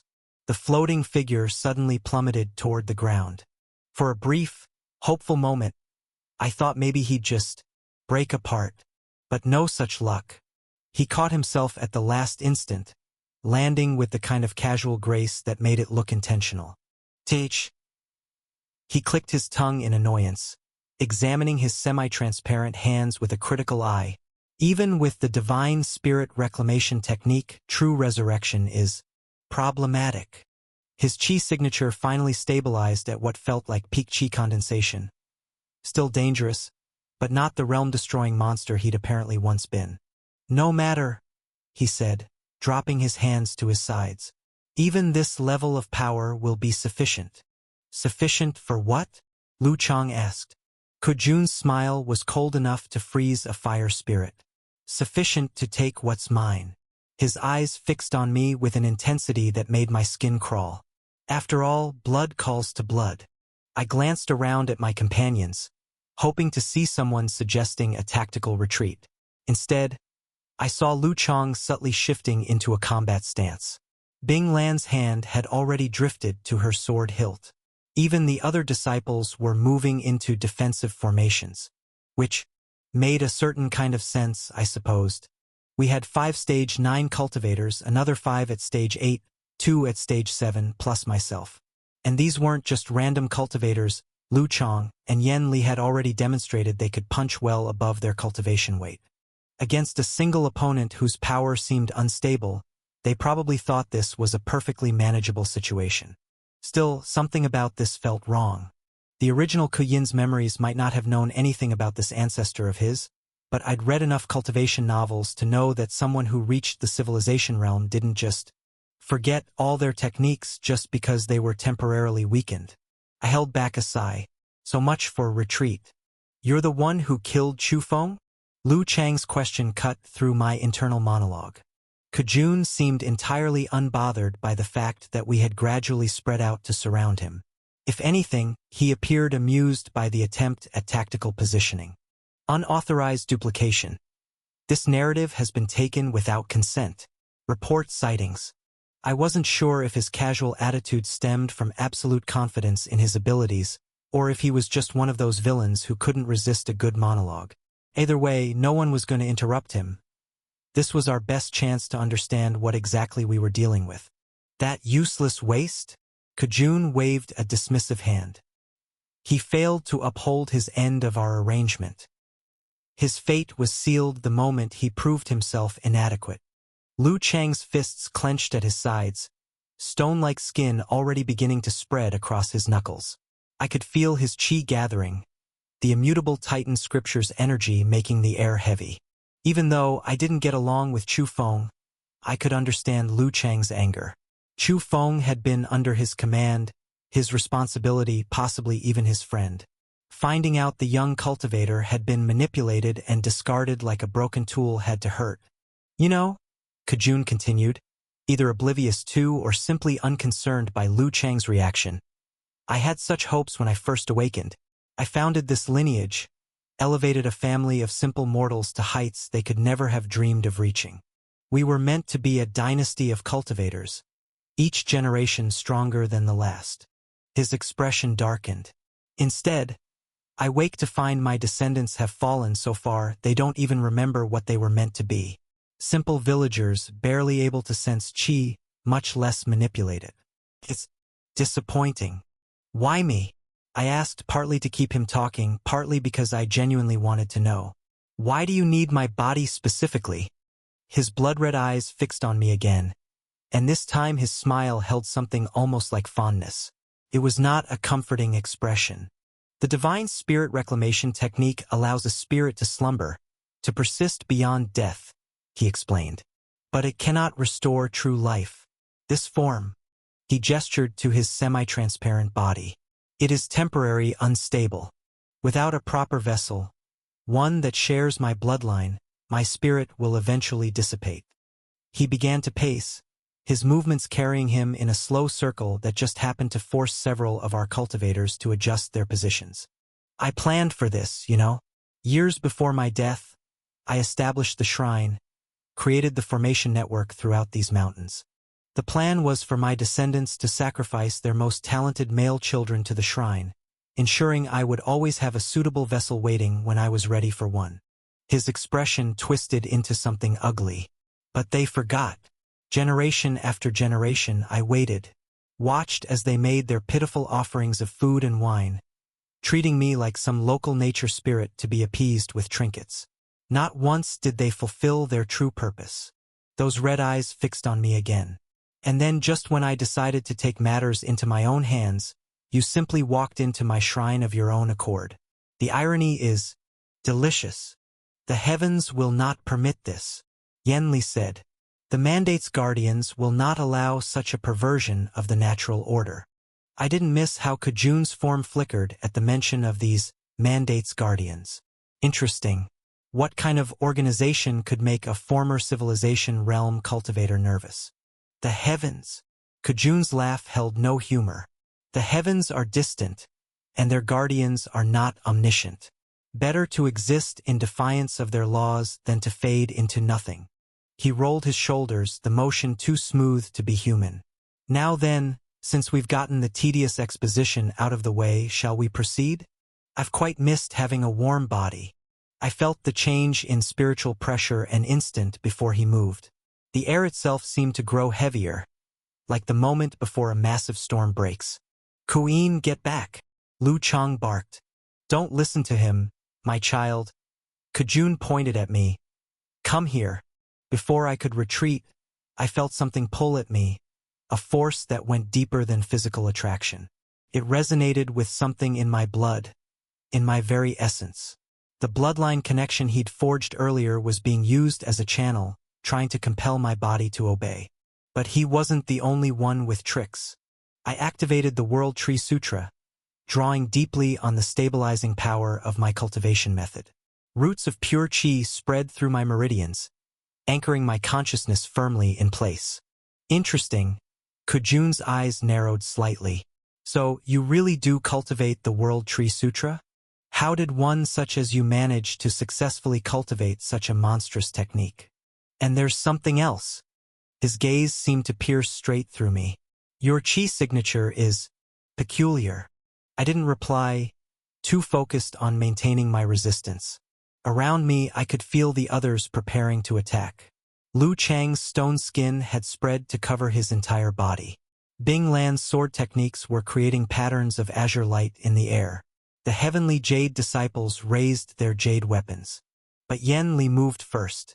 Heavenly Titan's judgment. Golden light exploded from him as he thrust his hand forward. The air crystallized into the form of a massive fist, each finger larger than a man, wreathed in the authority of heaven's mandate. Kejun raised his hand, fingers moving in what should have been a devastating counter. But nothing happened. His eyes widened a fraction before the golden fist slammed into him with the weight of divine authority. His body didn't so much break as explode, scattering into a red mist that painted the ground in a wide circle. We all stood there for a moment, staring at the empty space where a civilization realm ancestor had been standing moments before. That seemed. Lu Chang frowned. Easy. Bing Lan's sword remained unsheathed, her eyes scanning the area. Too easy. I wish I could tell them that it really was over, but I'd read too many stories where the ancient monster played dead only to come back stronger. More importantly, I could still feel that unsettling resonance in my blood, that connection he'd forged. It wasn't gone, which meant, Chapter 193, the death of a Stage 9 cultivator. The red mist began to coalesce, drawing together like mercury. Kejun's form reconstructed itself, but there was something different about his expression now. A tightness around his eyes, a slight downturn to his mouth that spoke of genuine annoyance. How frustrating, he murmured, examining his semi-transparent hands. This spiritual form appears incompatible with most of my usual techniques. His gaze shifted to Yen Li, blood-red eyes narrowing in assessment. Though I must say, that imperial qi of yours is intriguing. Golden variant? That was the sign of the Lu clan back in my day. The Yen clan has certainly come far. I remember when your ancestors were governors perfecting the basic bronze manifestation. Lu Chang's expression darkened at that comment. But before he could respond, Kejun's form blurred, moving with impossible speed. Blood-red light traced complicated patterns in the air as his fingers danced through a series of signs I didn't recognize. But even without my primary arts, there are always alternatives. The air itself seemed to turn to blood, a crimson tide surging toward Yen Li with devastating force. The attack carried a savage intensity that made my stomach turn. This wasn't just a technique meant to defeat an opponent, it was meant to rip them apart at the cellular level. But Yen Li wasn't unprepared. Titan's palm. Another massive golden hand materialized, this time palm forward, creating a barrier. When the blood tide struck it, the two forces clashed in a spectacular display of red and gold energies. Kejun's frown deepened as he watched his attack dissipate against Yen Li's defense. Blood techniques were never my specialty, he admitted, sounding almost annoyed with himself. In my prime, I would have simply... His words were cut off by Bing Lan appearing behind him. Azure Moon's final quarter. Her sword move was perfect, a technique that attacked from multiple angles simultaneously, leaving no room for conventional defense. The blades seemed to multiply, attacking from every possible direction at once, each strike carrying enough force to split mountains. Kujun's response was strange. He didn't block or dodge in any normal sense. Instead, his body simply flowed around the attacks, like water parting around stones, his form distorted and reformed, letting the sword strikes pass through the spaces between his molecules. The famous dancing blade, he said, actually sounding impressed. Its reputation is well earned. That technique would have troubled me greatly in a proper body. His form solidified again. Unfortunately, faster than I could track, he closed the distance to Binglan, who was rapidly retreating. His hand brushed her sword arm in passing, just the lightest touch, and suddenly crimson lines appeared on her skin, spreading like cracks in glass. She stumbled back, face pale, her sword dropping from nerveless fingers. Senior sister, one of the younger disciples started forward, but Lu Chang's sharp command stopped them. Hold position. Suyu, Shun Xuanyu, ranged assault pattern 3. The fire and lightning users responded instantly. Suyu's flames merged with Shun Xuanyu's jade lightning, creating a devastating combination attack. The heat was so intense that the stone platform beneath our feet began to melt. Meanwhile, Zhang Wei and the other heavenly jade disciples added their power to Yen Li's next attack. Golden light mixed with jade energy, forming a massive sword of pure power that descended from above. Kujun actually laughed as he was forced to give up attacking Binglan. Better. Much better. He raised both hands, blood-red light gathering around him in complex patterns. Let me show you a technique that I did use quite a bit back in the old days. What happened next was almost too fast to follow. The blood-red light exploded outward in countless thin lines, like a spider's web made of pure energy. Where these lines touched the incoming attacks, they divided them, split them into smaller and smaller pieces until they simply fell apart, their energy dispersing harmlessly. The bloodline division art, Kujun explained, almost lecturing. A technique I developed after studying how cells divide. Quite effective against most energy attacks, wouldn't you say? As if to demonstrate, he sent one of those red lines slicing through Su Yu's steam barrier. The defensive technique split perfectly down the middle, both halves dissipating into nothing. Su Yu herself barely managed to dodge backward as more lines cut through the space she'd occupied. Stolen content warning. This content belongs on Royal Road. Report any occurrences. You're all quite talented, Kujun continued, casually walking forward as the group was forced to give ground. In a few centuries, some of you might even approach my original level. He looked at Yen Li when he said that. But right now, he shook his head. You're children playing with profound techniques you barely understand. Those words hung in the air for a moment before Kujun demonstrated exactly what he meant. One instant he was standing still, the next he had simply ceased to exist in that space and appeared elsewhere. Master, Azure's voice was sharp with urgency. His chi signature is destabilizing further. The pattern suggests. Whatever Azure was about to say was cut off as Kujun's next attack began. Those blood-red lines multiplied, forming a web of death that filled the air around us. Where they touched stone, the material simply divided, split into smaller and smaller pieces until it was just dust. Several of the weaker disciples didn't react quickly enough. The red lines passed through their defensive techniques like they weren't even there, then through their bodies just as easily.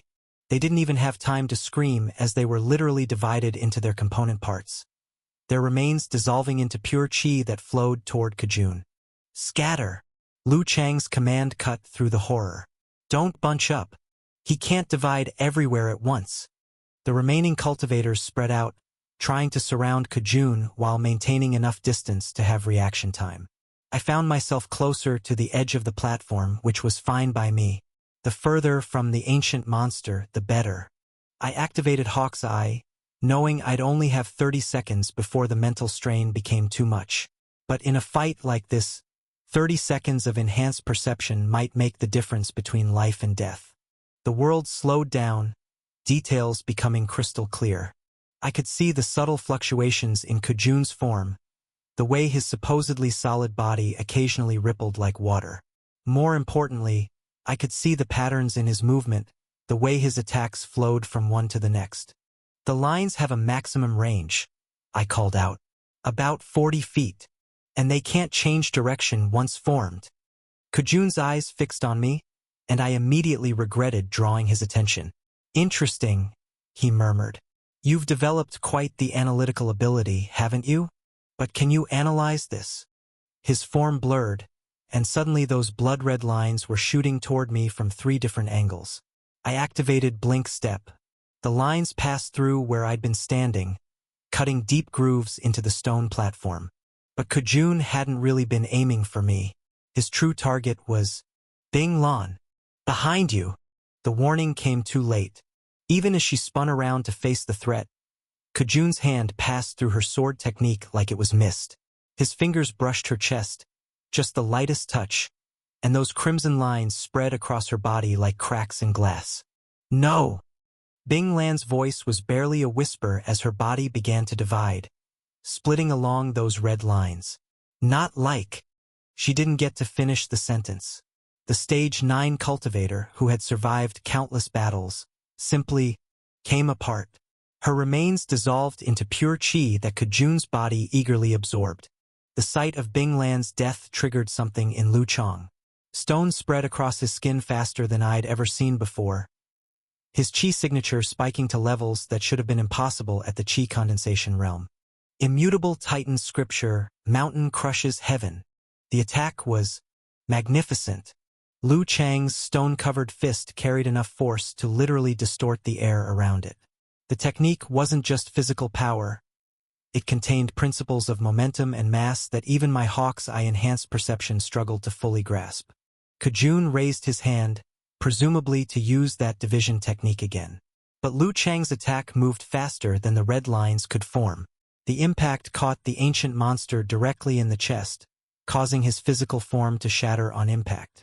But even that wasn't enough. Not bad. Kujun's voice came from everywhere and nowhere as his form reconstructed. The immutable Titan scripture. It's been a while since I've seen that technique. But his reformed body flowed around Lu Chang's guard. One pale hand brushed our team leader's stone-like skin, leaving traces of crimson energy that began to spread like cracks in glass. Lu Chang stumbled back, his technique flickering as the foreign energy tried to disrupt his chi circulation. But before Kujun could press his advantage, a massive golden fist materialized above him. Heavenly Titan's judgment. Kujun immediately countered with the red lines. The two techniques clashed in a spectacular display of power, neither immediately overwhelming the other. I took advantage of the distraction to launch my own attack. Not directly. I wasn't suicidal enough to get within reach of those division lines. But I had other options. Explosive seeds shot from my fingers, each one precisely aimed. They detonated in a pattern around Kujun, not trying to hit him directly but to force him to move in specific directions. At the same time, my vines erupted from the ground, not to grab him but to limit his movement options. Jade Thunder Empire. Shun Xuanyu's lightning attack came from the opposite direction, perfectly timed with my area control techniques. Kujun was forced to choose between dodging the lightning or staying still and dealing with my vines. He chose a third option. Those blood-red lines expanded outward in every direction, dividing everything they touched. My vines, Shun Xuanyu's lightning, even the stone platform beneath our feet. All of it simply split apart into smaller and smaller pieces. This was bad. Really bad. Even with his power apparently limited in his current form, Kujun was dismantling our defenses with terrifying ease. His blood techniques might not have been his specialty, but they were devastating enough. The way he could simply flow around physical attacks while counterattacking with those life-draining touches. It was like fighting water. Deadly, ancient, incredibly skilled water. Master, Azure's voice cut through my thoughts. I've analyzed his energy signature. There's a pattern to the fluctuations. I ducked behind a partially destroyed column as another wave of those blood-red division lines sliced through the air where I'd been standing. Tell me you have good news. His form becomes slightly less stable each time it's forced to reconstruct. The process appears to drain significant energy. That actually was good news. It meant he wasn't truly invincible, just incredibly difficult to wear down. Chapter 194. You're mine. There. Suyu shouted, noticing the same thing I had. He's weakening. She launched a fire technique that would have made her teachers proud. The flames took the shape of a phoenix, its wings spreading to cut off escape routes, while its beak struck directly at Kejun's chest. The ancient monster's response was educational. He didn't try to dodge or block. Instead, his body simply opened, like a flower blooming in reverse. His chest split apart, creating a hole that the phoenix passed harmlessly through. The attack continued on to slam into one of the few remaining sections of the shrine's walls, melting stone into slag. A decent attempt, Kejun said as his body reformed. But futile. This form cannot be harmed by conventional. Heaven's Jade Burial. Zhang Wei's attack caught everyone by surprise, even Kejun. The ground beneath the ancient monster suddenly crystallized into pure jade, the transformation spreading faster than even those blood-red lines could divide it. For a brief moment, Kejun was actually trapped, his legs encased in jade up to the knees. His expression showed genuine surprise, followed by what might have been approval. Now! Lu Chang shouted. Everyone attacked at once. Lu Chang's stone-covered fist carried the weight of mountains. Yan Li's golden light took the form of a massive sword. Shun Xuanyu's lightning turned the air itself into a conductor for devastating power. Su Yu's flames reached temperatures that melted stone into vapor. Zhang Wei's jade technique sought to crystallize the very air. And I did what I could. I threw explosive seeds while my vines tried to take advantage of any openings created by the others. The combined attack was beautiful in its coordination, in its raw power, in its perfect timing. It was also completely useless. Kejun's body simply came apart, not divided by those blood-red lines, but dissolving into crimson mist that reformed behind us, condensing back into his humanoid shape. But again, I noticed that the reformation seemed to take significantly longer than before. His edges remained blurry for almost a full second before solidifying. It was almost like each time his form dissipated, he lost a life, but the question was, just how many lives did he have before he stayed dead? A commendable effort, he said, and to my surprise, he actually sounded sincere. Your coordination is excellent. His voice trailed off as golden light suddenly filled the area. Yanli stood with his hands raised, imperial qi swirling around him in patterns I'd never seen before. Heaven's mandate, divine authority. The technique was overwhelming. The golden light didn't just fill the air. It seemed to rewrite the very laws of reality around us. Every molecule, every particle of qi, every trace of energy suddenly became subject to imperial authority. This was clearly an attack that went beyond the qi condensation realm. Kejun's form wavered, clearly struggling against the power of heaven's mandate. For a moment, it seemed like Yan Li's technique might actually work, might actually be able to bind the ancient monster through sheer force of divine authority. Then Kejun laughed. Divine authority? The ancient monster's form stabilized, somehow resisting the golden light that should have bound him. You think heaven's mandate can constrain one who has touched eternity?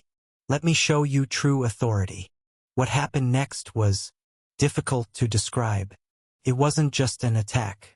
It was like reality itself rejected us, like the fundamental laws of the universe decided we shouldn't exist.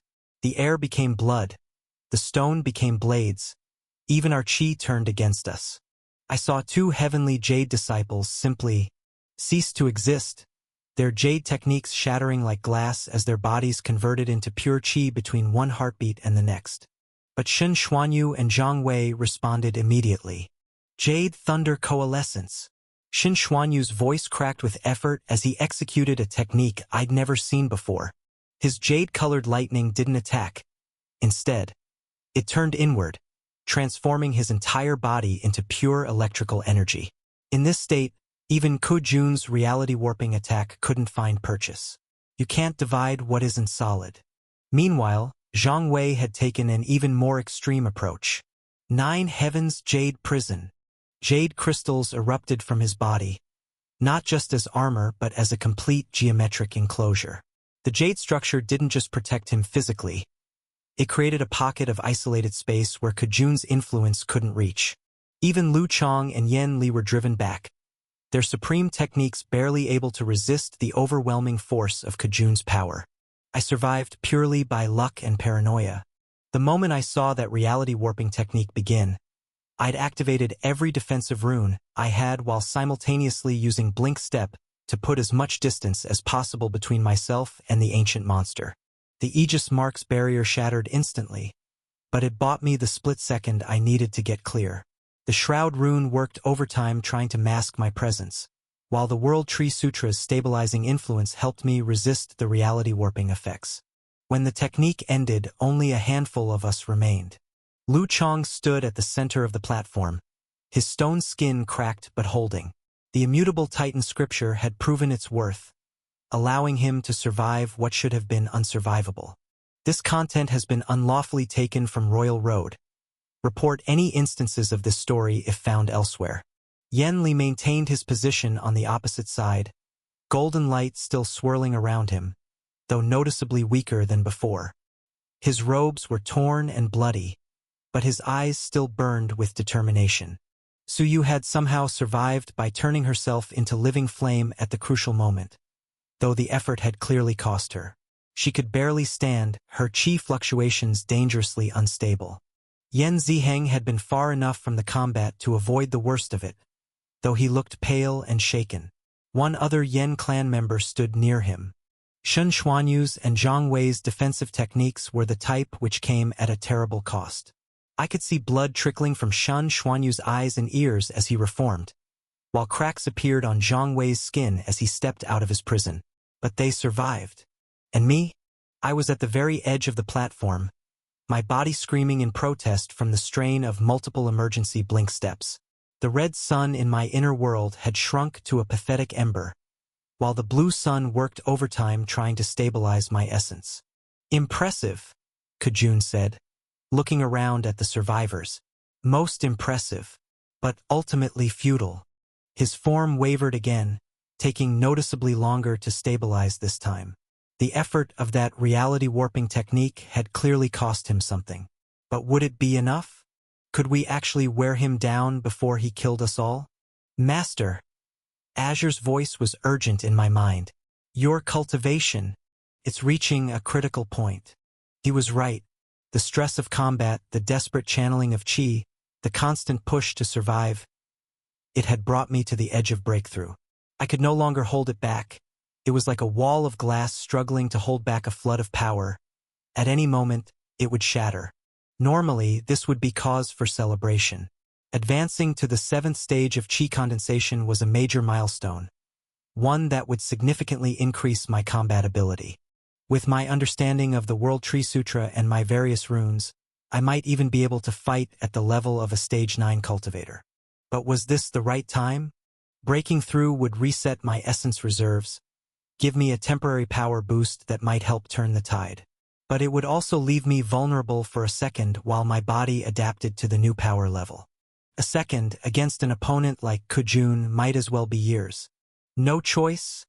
I muttered, watching as the ancient monster began walking towards me, those blood-red lines forming complex patterns in the air around him. We're dead anyway if something doesn't change.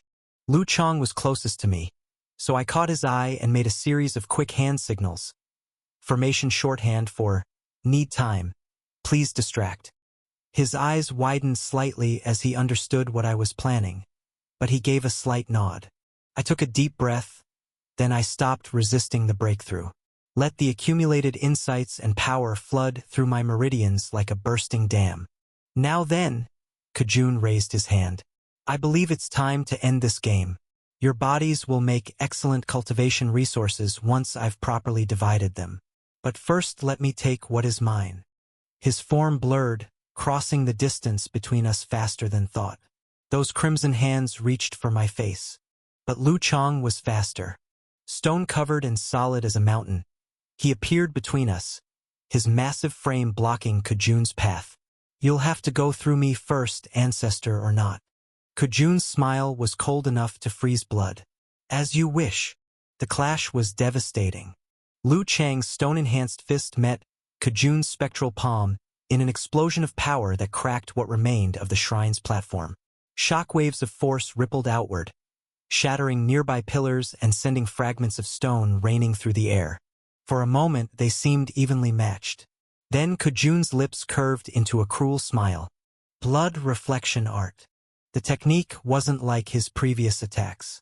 Instead of dividing or warping, this one inverted. Lu Chang's own power turned back on him, multiplied and twisted into something that violated the natural laws of qi circulation. The stone armor protecting Lu Chang's chest exploded inward. Blood sprayed from his mouth as he was launched backward, his body carving a trench through solid stone before coming to rest near the platform's edge. I wasn't sure if he was going to get back up anytime soon, but he'd bought me the second I needed. The breakthrough completed, power flooding through my meridians like a tidal wave of lightning.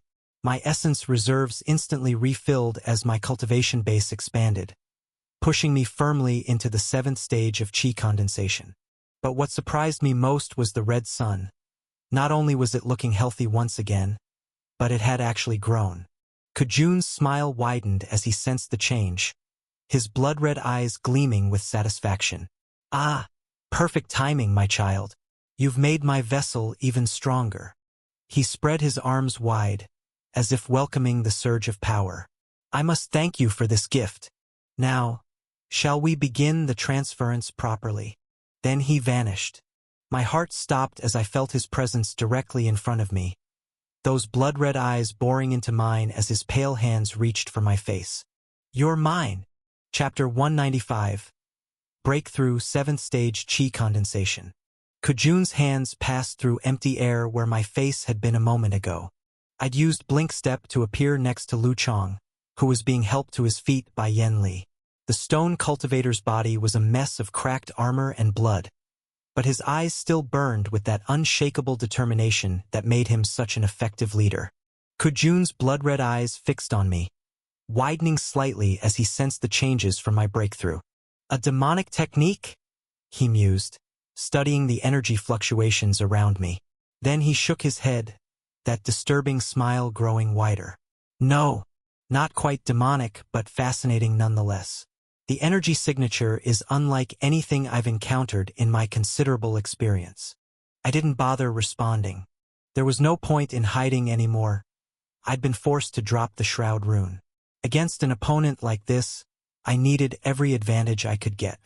Even with my recent breakthrough to Stage 7 and the support of the others, victory seemed like a distant dream. "Master," Azure's voice held a note of concern. "Are you certain about this course of action?" "Not even slightly," I muttered, "but I'm all out of smart ideas." I activated the Overclock rune. The effect was immediate and dramatic. The red sun in my inner world swelled up, its surface rippling with muscle-like patterns of deeper crimson and brilliant orange. My physical essence doubled instantly, jumping from 2,000 to 4,000 units. The sudden surge of power felt like lightning in my veins, raw and untamed. The red sun's capacity increased significantly, and that meant more power for every other rune I had. But I wasn't done yet. I channeled the blue sun's energy through my meridians, its cooling influence helping to stabilize the chaotic power of the overclock. The combination of energies created something new. The demonic feeling aura coming off me should help mask the blue sun's presence. The last thing I needed was my ancestor getting even more interested in my unusual cultivation. More importantly, I was worried about who else might be watching. In my admittedly limited experience, ancient tomb situations like this tended to attract vultures. Better to keep a few surprises in reserve. "Your energy signature is quite fascinating," Kejun mused, studying me like I was an interesting specimen in a cultivation experiment. The World Tree Sutra was always known for producing unique variations. But the problem with the World Tree Su, whatever he was about to say was cut off as Lu Chang launched forward, But this wasn't the stone-armored warrior I'd seen before. Instead, his chi surged in a pattern I'd never witnessed, forming what looked like ghostly armor around his body. 10,000 Ghost Prison. Lu Chang's voice echoed with otherworldly power as spectral chains erupted from his body, each one trailing cold mist that made the air crystallize. At the same time, Yan Li's hands traced complex patterns in the air. Imperial Heaven's Gate. A massive circular gate materialized behind him, radiating such pure authority that I felt my knees trying to buckle even though I wasn't his target. Kujun's eyes actually widened slightly. The imprisonment scripture and the gate of imperial authority? How unexpected. His hands came together in a complex seal. But if you wish to discuss ancient techniques, the air suddenly grew thick and heavy, taking on a reddish tinge.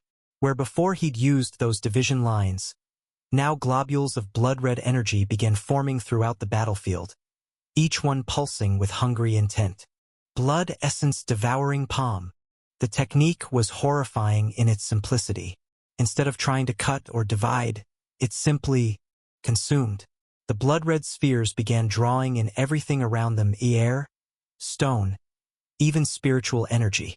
Anything they touched was converted into pure essence that flowed into Kujun's spectral form. Lu Chang's chains shattered as they came in contact with the spheres, the ghostly metal being consumed instantly. But he wasn't done. Rising ghost tide. The temperature plummeted as thousands of spectral forms that resembled Lu Chang rose from the ground, forming a protective wall around our group. Each ghost seemed to absorb some of the blood spheres, sacrificing themselves but disrupting Kujun's technique. Blood Sea Manifestation. The narrative has been taken without authorization. If you see it on Amazon, report the incident. Kujun's counter changed the entire battlefield. The stone platform beneath our feet turned liquid, becoming a rolling sea of crimson energy that tried to pull us under. Each wave carried parasitic properties, attempting to infect our chi and turn it against us. This was some sort of pseudo-domain. 9 Heavens Waterfall. Su Yu's voice rang out. Instead of her usual fire attacks, she somehow converted her flame essence into pure spiritual water that fell from above, creating a protective dome of purifying energy around us. It seemed that everyone was bringing out their trump cards. Shen Xuanyu seized the opportunity. Thunder Dragon Ascension.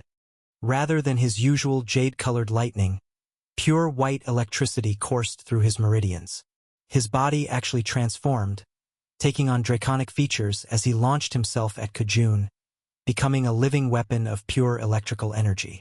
The ancient monster's response was immediate. Blood Dragon Counterstrike. The crimson sea beneath us surged upward, forming a dragon of pure blood essence that met Shen Xuanyu's attack head-on. The clash was spectacular, white lightning against blood-red energy, each trying to overwhelm the other. But Kujun wasn't focused solely on Shen Xuanyu. His left hand made a grasping motion. Blood essence binding. Threads of blood-red energy shot from his fingers, trying to wrap around each of us. Where they touched, they began draining spiritual energy directly from our meridians. Zhang Wei responded immediately. 9 transformations of the earthly dragon. His body shifted and changed, taking on characteristics of different beasts: scales of a dragon, claws of a tiger, eyes of a phoenix. Each transformation allowed him to break free of the blood threads while launching counterattacks of devastating physical force. I didn't waste the opening they'd created. Combining the enhanced power of the overclock rune with every other technique I had, I struck from multiple angles simultaneously. The scorpion tail aimed for vital points while explosive seeds detonated. Vines erupted from the blood sea itself, trying to entangle Kujun's spectral form. The shockwave rune activated as my palm slammed into his back, causing him to cough out blood. For a moment, it seemed to work. Kujun's form actually stuttered, his outline becoming briefly unclear as our combined assault forced him to defend from too many angles at once. Then his eyes blazed with crimson light. Blood Sun Apocalypse. I immediately stepped away. The technique was terrifying. A miniature sun of pure blood essence formed above the battlefield, radiating waves of consuming force that began breaking down everything they touched at a fundamental level. The blood sea rose up in massive waves, each one capable of erasing anything it touched from existence. This was no longer a pseudo-domain, it was a legit domain. Imperial Mandate, Heaven's Shield. Yen Li's technique created a dome of pure golden light above us, barely holding back the waves of destructive force. But Kejun was ready for that. Blood essence, ancestral memory. Suddenly, the blood-red energy began resonating with something in Yen Li's golden light. Ancient patterns emerged in the barrier, weakness spreading through it like cracks in glass. The imperial qi in your veins. Kejun's voice was almost gentle. It remembers when it was merely mortal blood, when your ancestors were simple governors perfecting basic cultivation. The golden barrier shattered. What happened next was brutal. Shun Xuanyu's thunder dragon form was the first to falter, his electrical energy being overwhelmed by the blood essence. His draconic features crumbled away as he collapsed to the platform, unconscious but alive, his meridians damaged but not beyond repair. Zhang Wei's transformations couldn't fully protect him from the blood waves. He managed one final leap backward before falling to one knee, blood trickling from his mouth as his beast forms flickered and faded. Su Yu's waterfall technique held out longer than I expected. But in the end, even pure spiritual water couldn't completely resist the hunger of Kejun's blood essence. She remained standing longer than she should have, but eventually her legs gave out and she crumpled to the ground, her spiritual energy nearly depleted but her core intact. Lu Chang fought like a true warrior to the very end. His ghost prison technique created a fortress of spectral chains and vengeful spirits around himself and Yen Li, buying time for the Yen team leader to attempt one final technique. The strain of maintaining such powerful spiritual manifestations was clearly taking its toll. Blood ran from his eyes and nose, but still he stood. Heaven's final mandate. Yen Li's last attack was devastating, pure golden light that carried the weight of 10,000 years of imperial authority. For a moment, it actually pushed back the blood waves, creating a sphere of pure order in the chaos of Kejun's techniques. But it wasn't enough. Could never have been enough. The blood waves rose higher, their consuming force overwhelming even Heaven's mandate. Lu Chang and Yen Li were thrown back by the backlash of their failed techniques, their bodies slamming into what remained of the shrine's walls. They slumped to the ground, severely wounded but their spiritual cores still pulsing with faint life, which left me as the last one standing. The overclock rune was reaching its time limit. I could feel the strain building in my body, the red sun's energy becoming increasingly unstable. The blue sun was working overtime trying to keep me functional, but there was only so much it could do. And then there was one. Kejun smiled, spreading his arms wide. Come now, my child. Enough of this pointless resistance. Your body is mine by right, the vessel I've waited centuries to claim. Why continue to fight the inevitable? I looked around at the battlefield, now transformed into a roiling sea of blood essence. I had one option left. One final trump card that I'd been saving because using it could kill me. Hopefully not. Best case scenario? I just fall unconscious for a few days. Maybe a week. Possibly a month. And if it didn't work, well, I'd be too dead to worry about it. I reached into my inner world, past the shrinking red sun, past the blue sun still trying to heal my overtaxed body, to where a tiny star pulsed with power that didn't belong in this world. Master, Azure's voice was urgent. Channeling stellar realm energy in your current state could kill me? Finished. Yeah, but the alternative is definitely dying, so I grabbed hold of that tiny star's power and pulled. Chapter 196. A Blood Statue. The star's power flowed into my meridians, every molecule of my body crying out in protest as energy that didn't belong in my cultivation realm forced its way through my spiritual pathways. It felt like trying to contain a supernova in a paper cup. The star's power exploded outward, manifesting as a miniature sun that appeared above my head. Unlike Kejun's blood-red mockery of a celestial body, this was pure stellar fire, white-hot and absolutely furious at being contained for so long. Kajun's blood-red eyes widened as he sensed the nature of the energy. That's impossible. For the first time, I heard genuine shock in his voice. Stellar realm energy? In a mere chi condensation cultivator. He tried to retreat, those blood-red lines forming complex defensive patterns in the air around him as his form dissolved into mist. But it was already too late. The star above my head erupted, releasing a beam of pure stellar energy that cut through Kajun's blood domain like it wasn't even there. And when the beam struck him, the effect was spectacular. Kajun's spectral form solidified against his will, forced back into a physical shape by the overwhelming power of a higher realm. His semi-transparent skin began to smoke, then bubble, then burn. The process wasn't quick or clean. Stellar energy seemed to want to consume him one molecule at a time, turning his essence into fuel for its cosmic fire. No! His voice held real fear now. This wasn't how it was meant to end. I should have. The stellar light intensified, drowning out his words in a torrent of purifying flame. His body didn't just burn. It disintegrated, breaking down into its component parts before being consumed by the star's hunger. Where before his remains had dissolved into mist that could reform, now they were reduced to scattered droplets of blood that fell to the platform like crimson rain. When the light finally faded, all that remained of the former civilization realm cultivator were those few drops of blood, spreading out in a pattern that somehow reminded me of a starfield. The silence that followed was deafening. The star above my head flickered once, twice, then winked out of existence. The sudden absence of its power left me feeling hollow, empty in a way that went beyond mere physical exhaustion. My legs gave out and I collapsed to my knees on the blood-soaked stone of the platform. Every breath felt like inhaling broken glass. My meridians burned as if I'd tried to channel pure lava through them. Even my bones ached, the marrow itself seemingly transformed by the stellar energy that had coursed through my body. That, I managed between gasping breaths, could have gone better. Master, Azure's voice was tight with concern. Your vital signs are rapidly deteriorating. The strain of channeling stellar energy has damaged multiple meridians and spiritual pathways.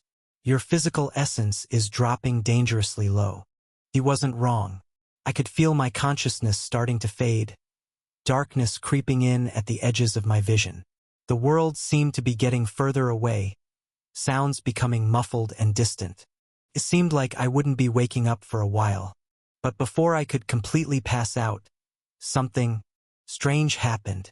In my inner world, the Genesis seed suddenly stirred.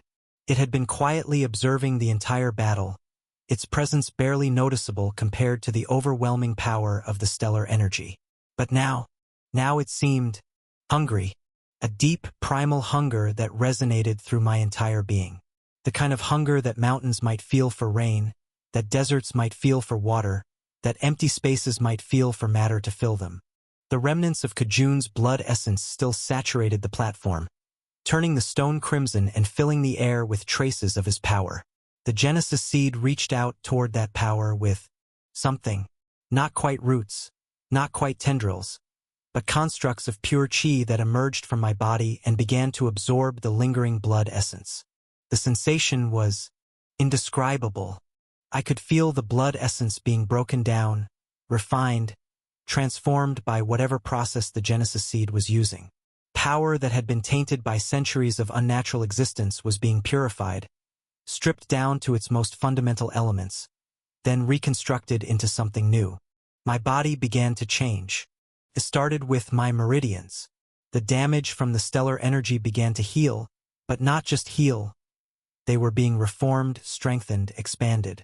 My physical essence, which had been dangerously low, suddenly surged upward. 2,000 units became 2,500, then 2,800, finally stabilizing around 3,000, the level of a stage 8 chi condensation cultivator. But the changes weren't just internal. If you spot this tail on Amazon, know that it has been stolen. Report the violation. I could feel my facial features shifting slightly, becoming more refined, more noble, for lack of a better word. If I had to guess, I was probably starting to look more like Kajun, a side effect of absorbing so much of his essence. Master, Azure's voice held a note of fascination. You should examine your inner world. There appears to be an unexpected development. I turned my attention inward, past the red and blue suns, to where the Genesis seed pulsed with its usual mysterious power.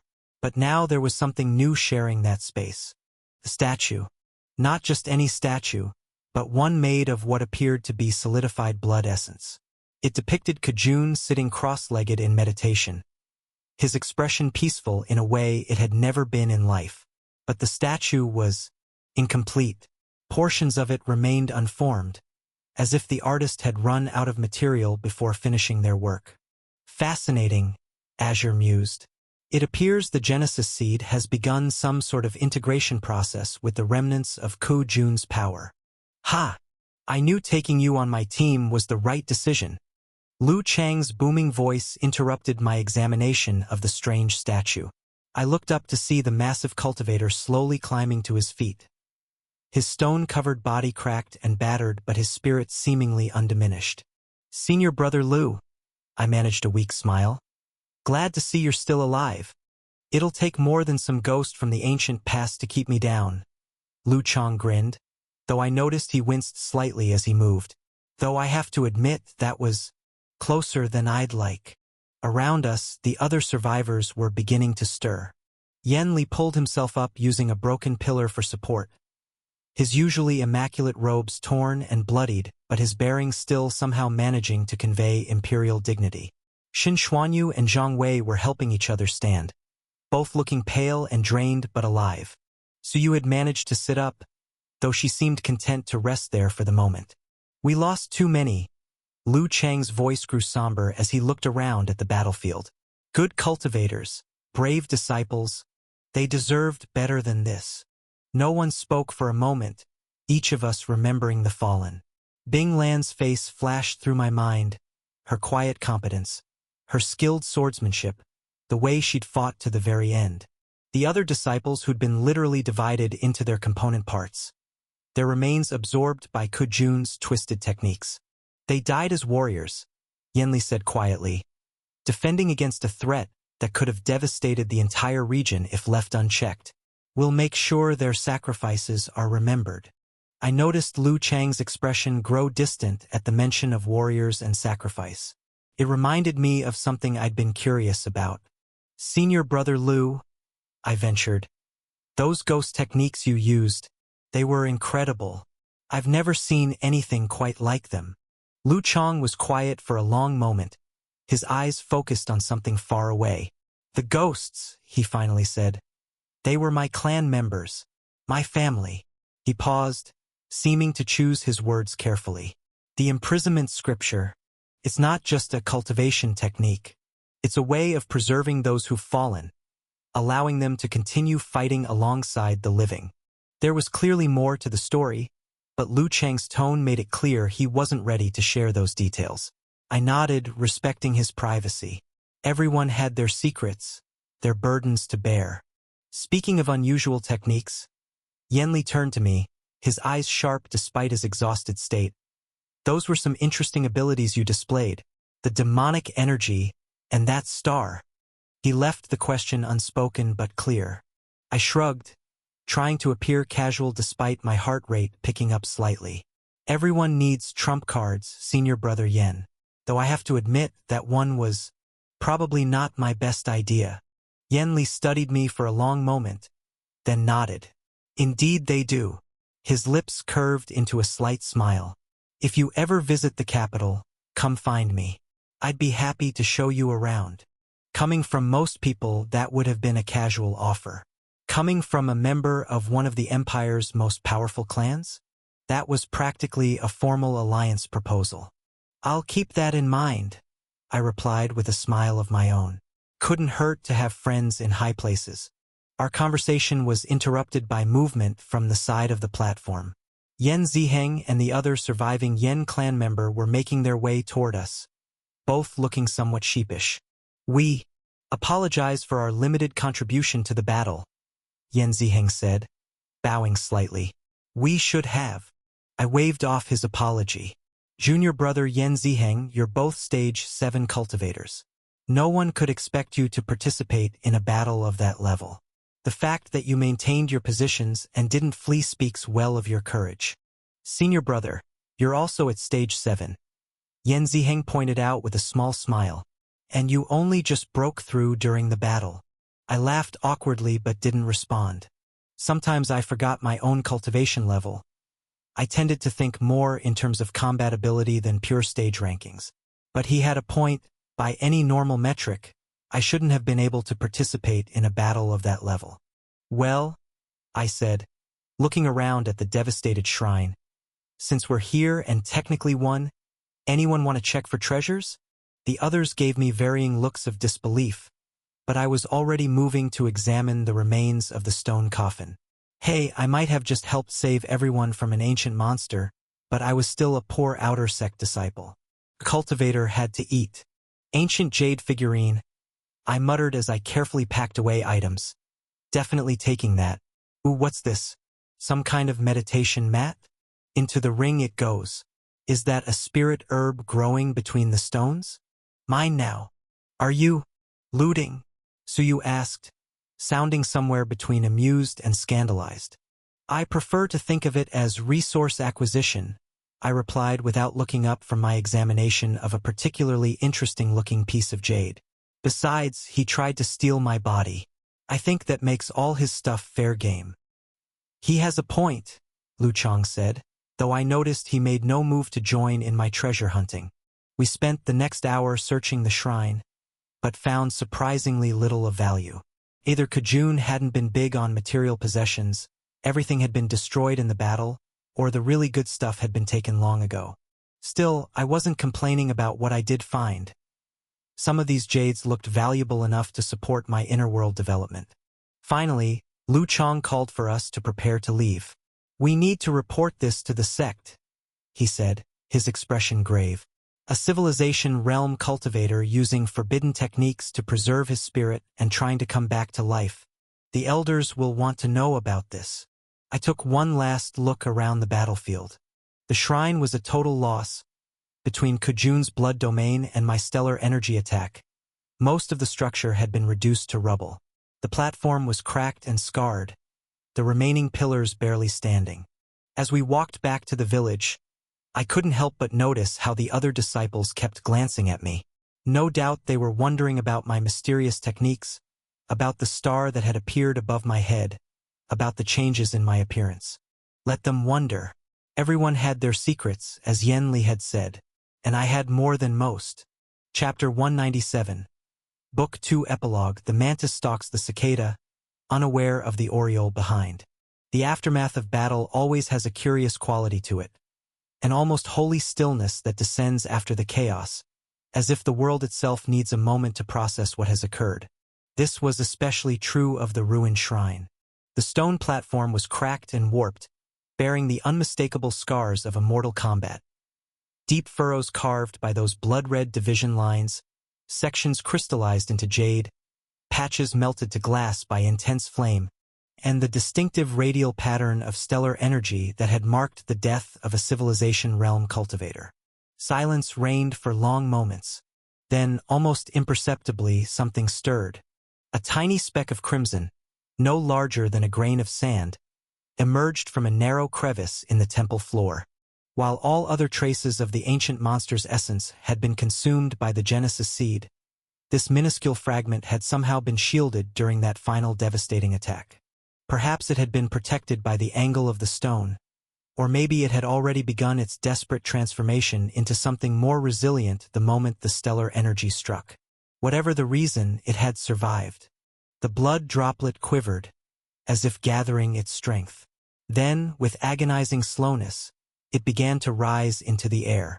Its movement was erratic, lurching forward a few inches, then drifting sideways, occasionally dropping several feet before catching itself. Each motion seemed to cost it tremendous effort.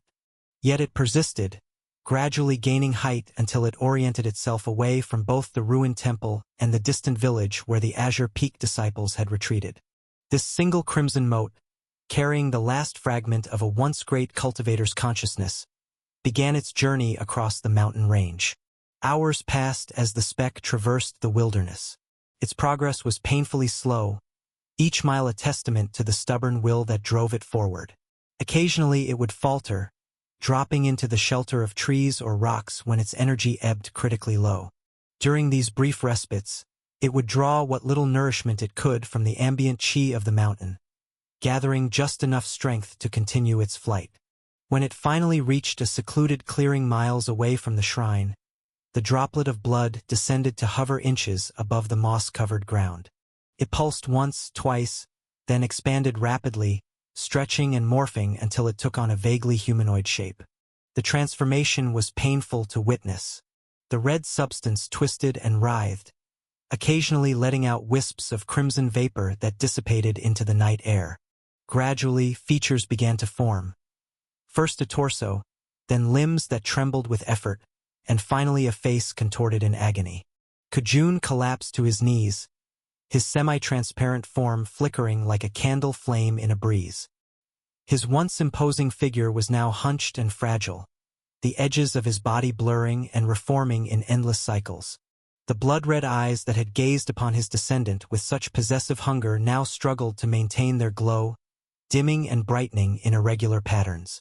"A humiliating setback," he rasped, his voice barely more than a whisper. "Centuries of planning, undone by a child." He stared at his trembling hands, watching as his fingers occasionally lost their definition, merging into a shapeless mass before painfully reforming. The divine spirit reclamation technique, a masterpiece that had preserved him through centuries, was failing. Without a proper vessel to anchor his consciousness, his essence was slowly, inexorably dissipating. Kejun turned his gaze back toward the direction from which he had fled, his expression a complex mixture of fury and reluctant admiration. "To think a descendant of mine would possess such talent," he murmured. "The World Tree Sutra, and stellar energy at the chi condensation stage." He shook his head in disbelief. "Such potential is rare even across millennia." A bitter laugh escaped his half-formed lips. "Perhaps I chose my vessel too well." Kejun's shoulders slumped slightly. "The irony is not lost on me. The very qualities that made him ideal, his exceptional spiritual sensitivity, his unusual constitution, are what allowed him to defeat me." He attempted to stand but collapsed back to his knees as his legs temporarily lost cohesion. "I would be a fool to pursue that body again," he admitted to himself. "I recognize the signs. I have seen talents like his before, back in my youth. They became monsters who surpassed even the civilization realm." Kejun's expression darkened with memory. "The World Tree Sutra," he whispered, genuine fear threading through his voice. "Of all the cultivation methods, why that one? That boy treads a dangerous path. Either he will die horribly when the technique consumes him, or he will ascend to heights that only one before him has reached." A shiver passed through his unstable form. "No, it would be better for my continued existence to avoid that descendant entirely." Kejun nodded to himself, decision made. "The next time we meet, if we meet, he will certainly have means beyond even stellar energy at his disposal. And I?" He looked down at his deteriorating form. "I am in no position to challenge such power." With renewed determination, Kejun focused his remaining essence on recovery. His form stabilized slightly as he drew in ambient chi, the outline of his body becoming marginally more defined. It would take time, perhaps years, to regain even a fraction of his former strength, but he had waited centuries already. Patience was a virtue he had mastered long ago. He would find a more suitable descendant, a talented one, just not monstrously so. As he focused on recovering, something caused him to freeze. A sudden pressure in the air, the subtle distortion of natural chi flows, the almost imperceptible sound of footsteps that touched the ground too lightly. "This narrative has been unlawfully taken from Royal Road. If you see it on Amazon, please report it." Kejun's body tensed, his instincts screaming danger. In an instant, four figures materialized around him, positioned at cardinal points to form a perfect square. They had approached with such stealth that in his injured state, He was unable to detect them until it was too late. 3 of the figures radiated power at the peak of chi condensation, ordinarily a threat Kejun would dismiss. Even in his weakened state, such cultivators would typically become nothing more than fuel for his recovery. But the 4th figure, Kejun's eyes narrowed as he assessed the masked individual standing directly before him. This one wore robes of absolute black that seemed to absorb light rather than merely blocking it. The aura emanating from this masked figure made Kejun's essence run cold. Stellar realm, without question, and not merely at the threshold but firmly established within that level of power. In his prime, Kejun wouldn't have even blinked at such an opponent, but in his current state, the disparity was insurmountable. Still, centuries of political maneuvering had not left him without resources. Kejun arranged his features into a pleasant mask, deliberately relaxing his posture to appear unthreatening. "Well, well," Kejun said, "to what do I owe the pleasure of such distinguished company?" His eyes darted between his 4 visitors, searching for weaknesses while his mind raced through possible escape routes. "I don't believe we've been formally introduced." The masked figure tilted its head at an unnatural angle whilst the other 3 remained motionless, their faces hidden in the shadows of their hoods. When no response came, Kejun's smile tightened. "Silent types, I see. Perhaps you're here by coincidence? This forest is lovely this time of year, excellent spiritual energy for cultivation. I was just passing through myself." As he spoke, he gathered what little energy he had left, preparing to make a desperate dash for freedom. He had no illusions about winning a direct confrontation. His only hope lay in escape. With a sudden burst of speed that belied his weakened state, Kejun launched himself toward a narrow gap between 2 of the figures. His body transformed into a crimson streak, flowing like liquid through the air, only to slam violently into an invisible barrier.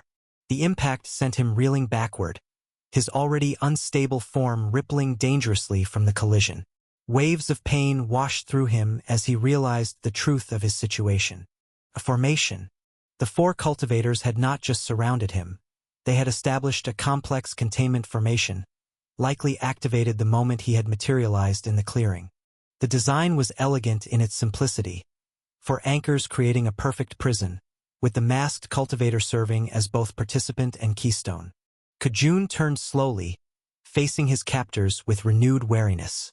His gaze settled on the masked figure, recognizing the predatory stillness of someone who had cornered their prey. "Well," he said, forcing a rueful smile onto his face as he straightened his semi-transparent robes. "Juniors these days really are opportunistic, aren't they?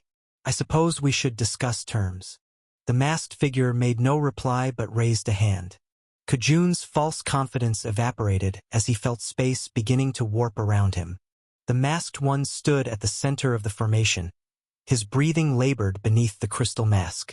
At his feet knelt the broken form of Kejun, the once mighty civilization realm cultivator reduced to a pitiful shadow of his former self.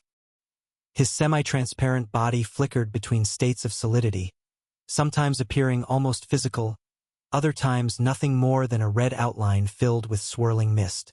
One of his arms was entirely missing, the stump leaking crimson essence that evaporated upon contact with the air. "Remarkable," the masked one murmured. "Even after being nearly destroyed by stellar realm energy, you still managed to put up such resistance. The civilization realm truly does produce fascinating specimens." Kejun didn't respond. What little energy he had managed to preserve after his battle with his descendant had been exhausted in this brief, one-sided conflict.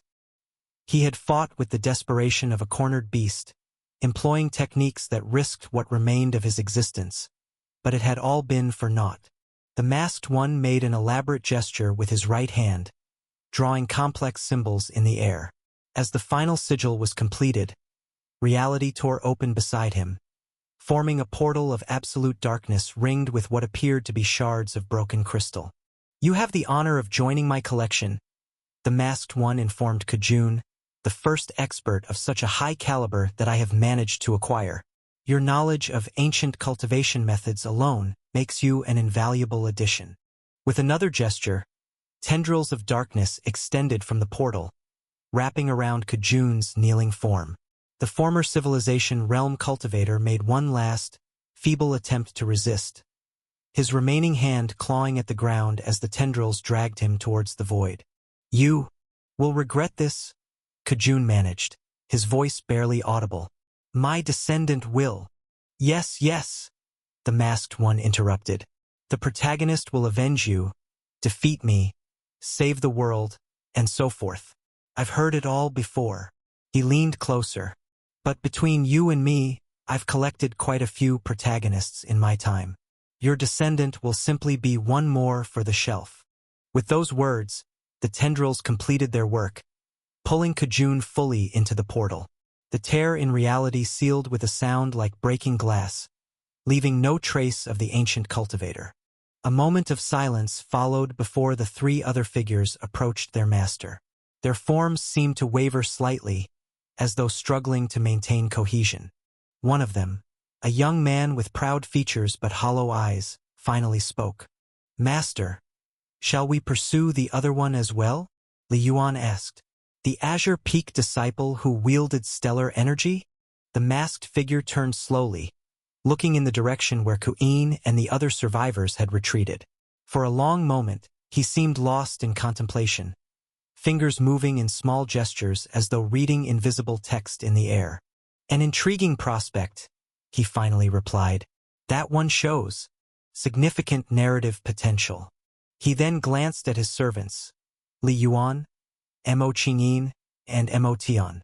All three showed signs of severe stress, their forms less stable than they had been days before. The edges of their bodies occasionally blurred, spiritual energy leaking from poorly sealed cracks in their artificial vessels.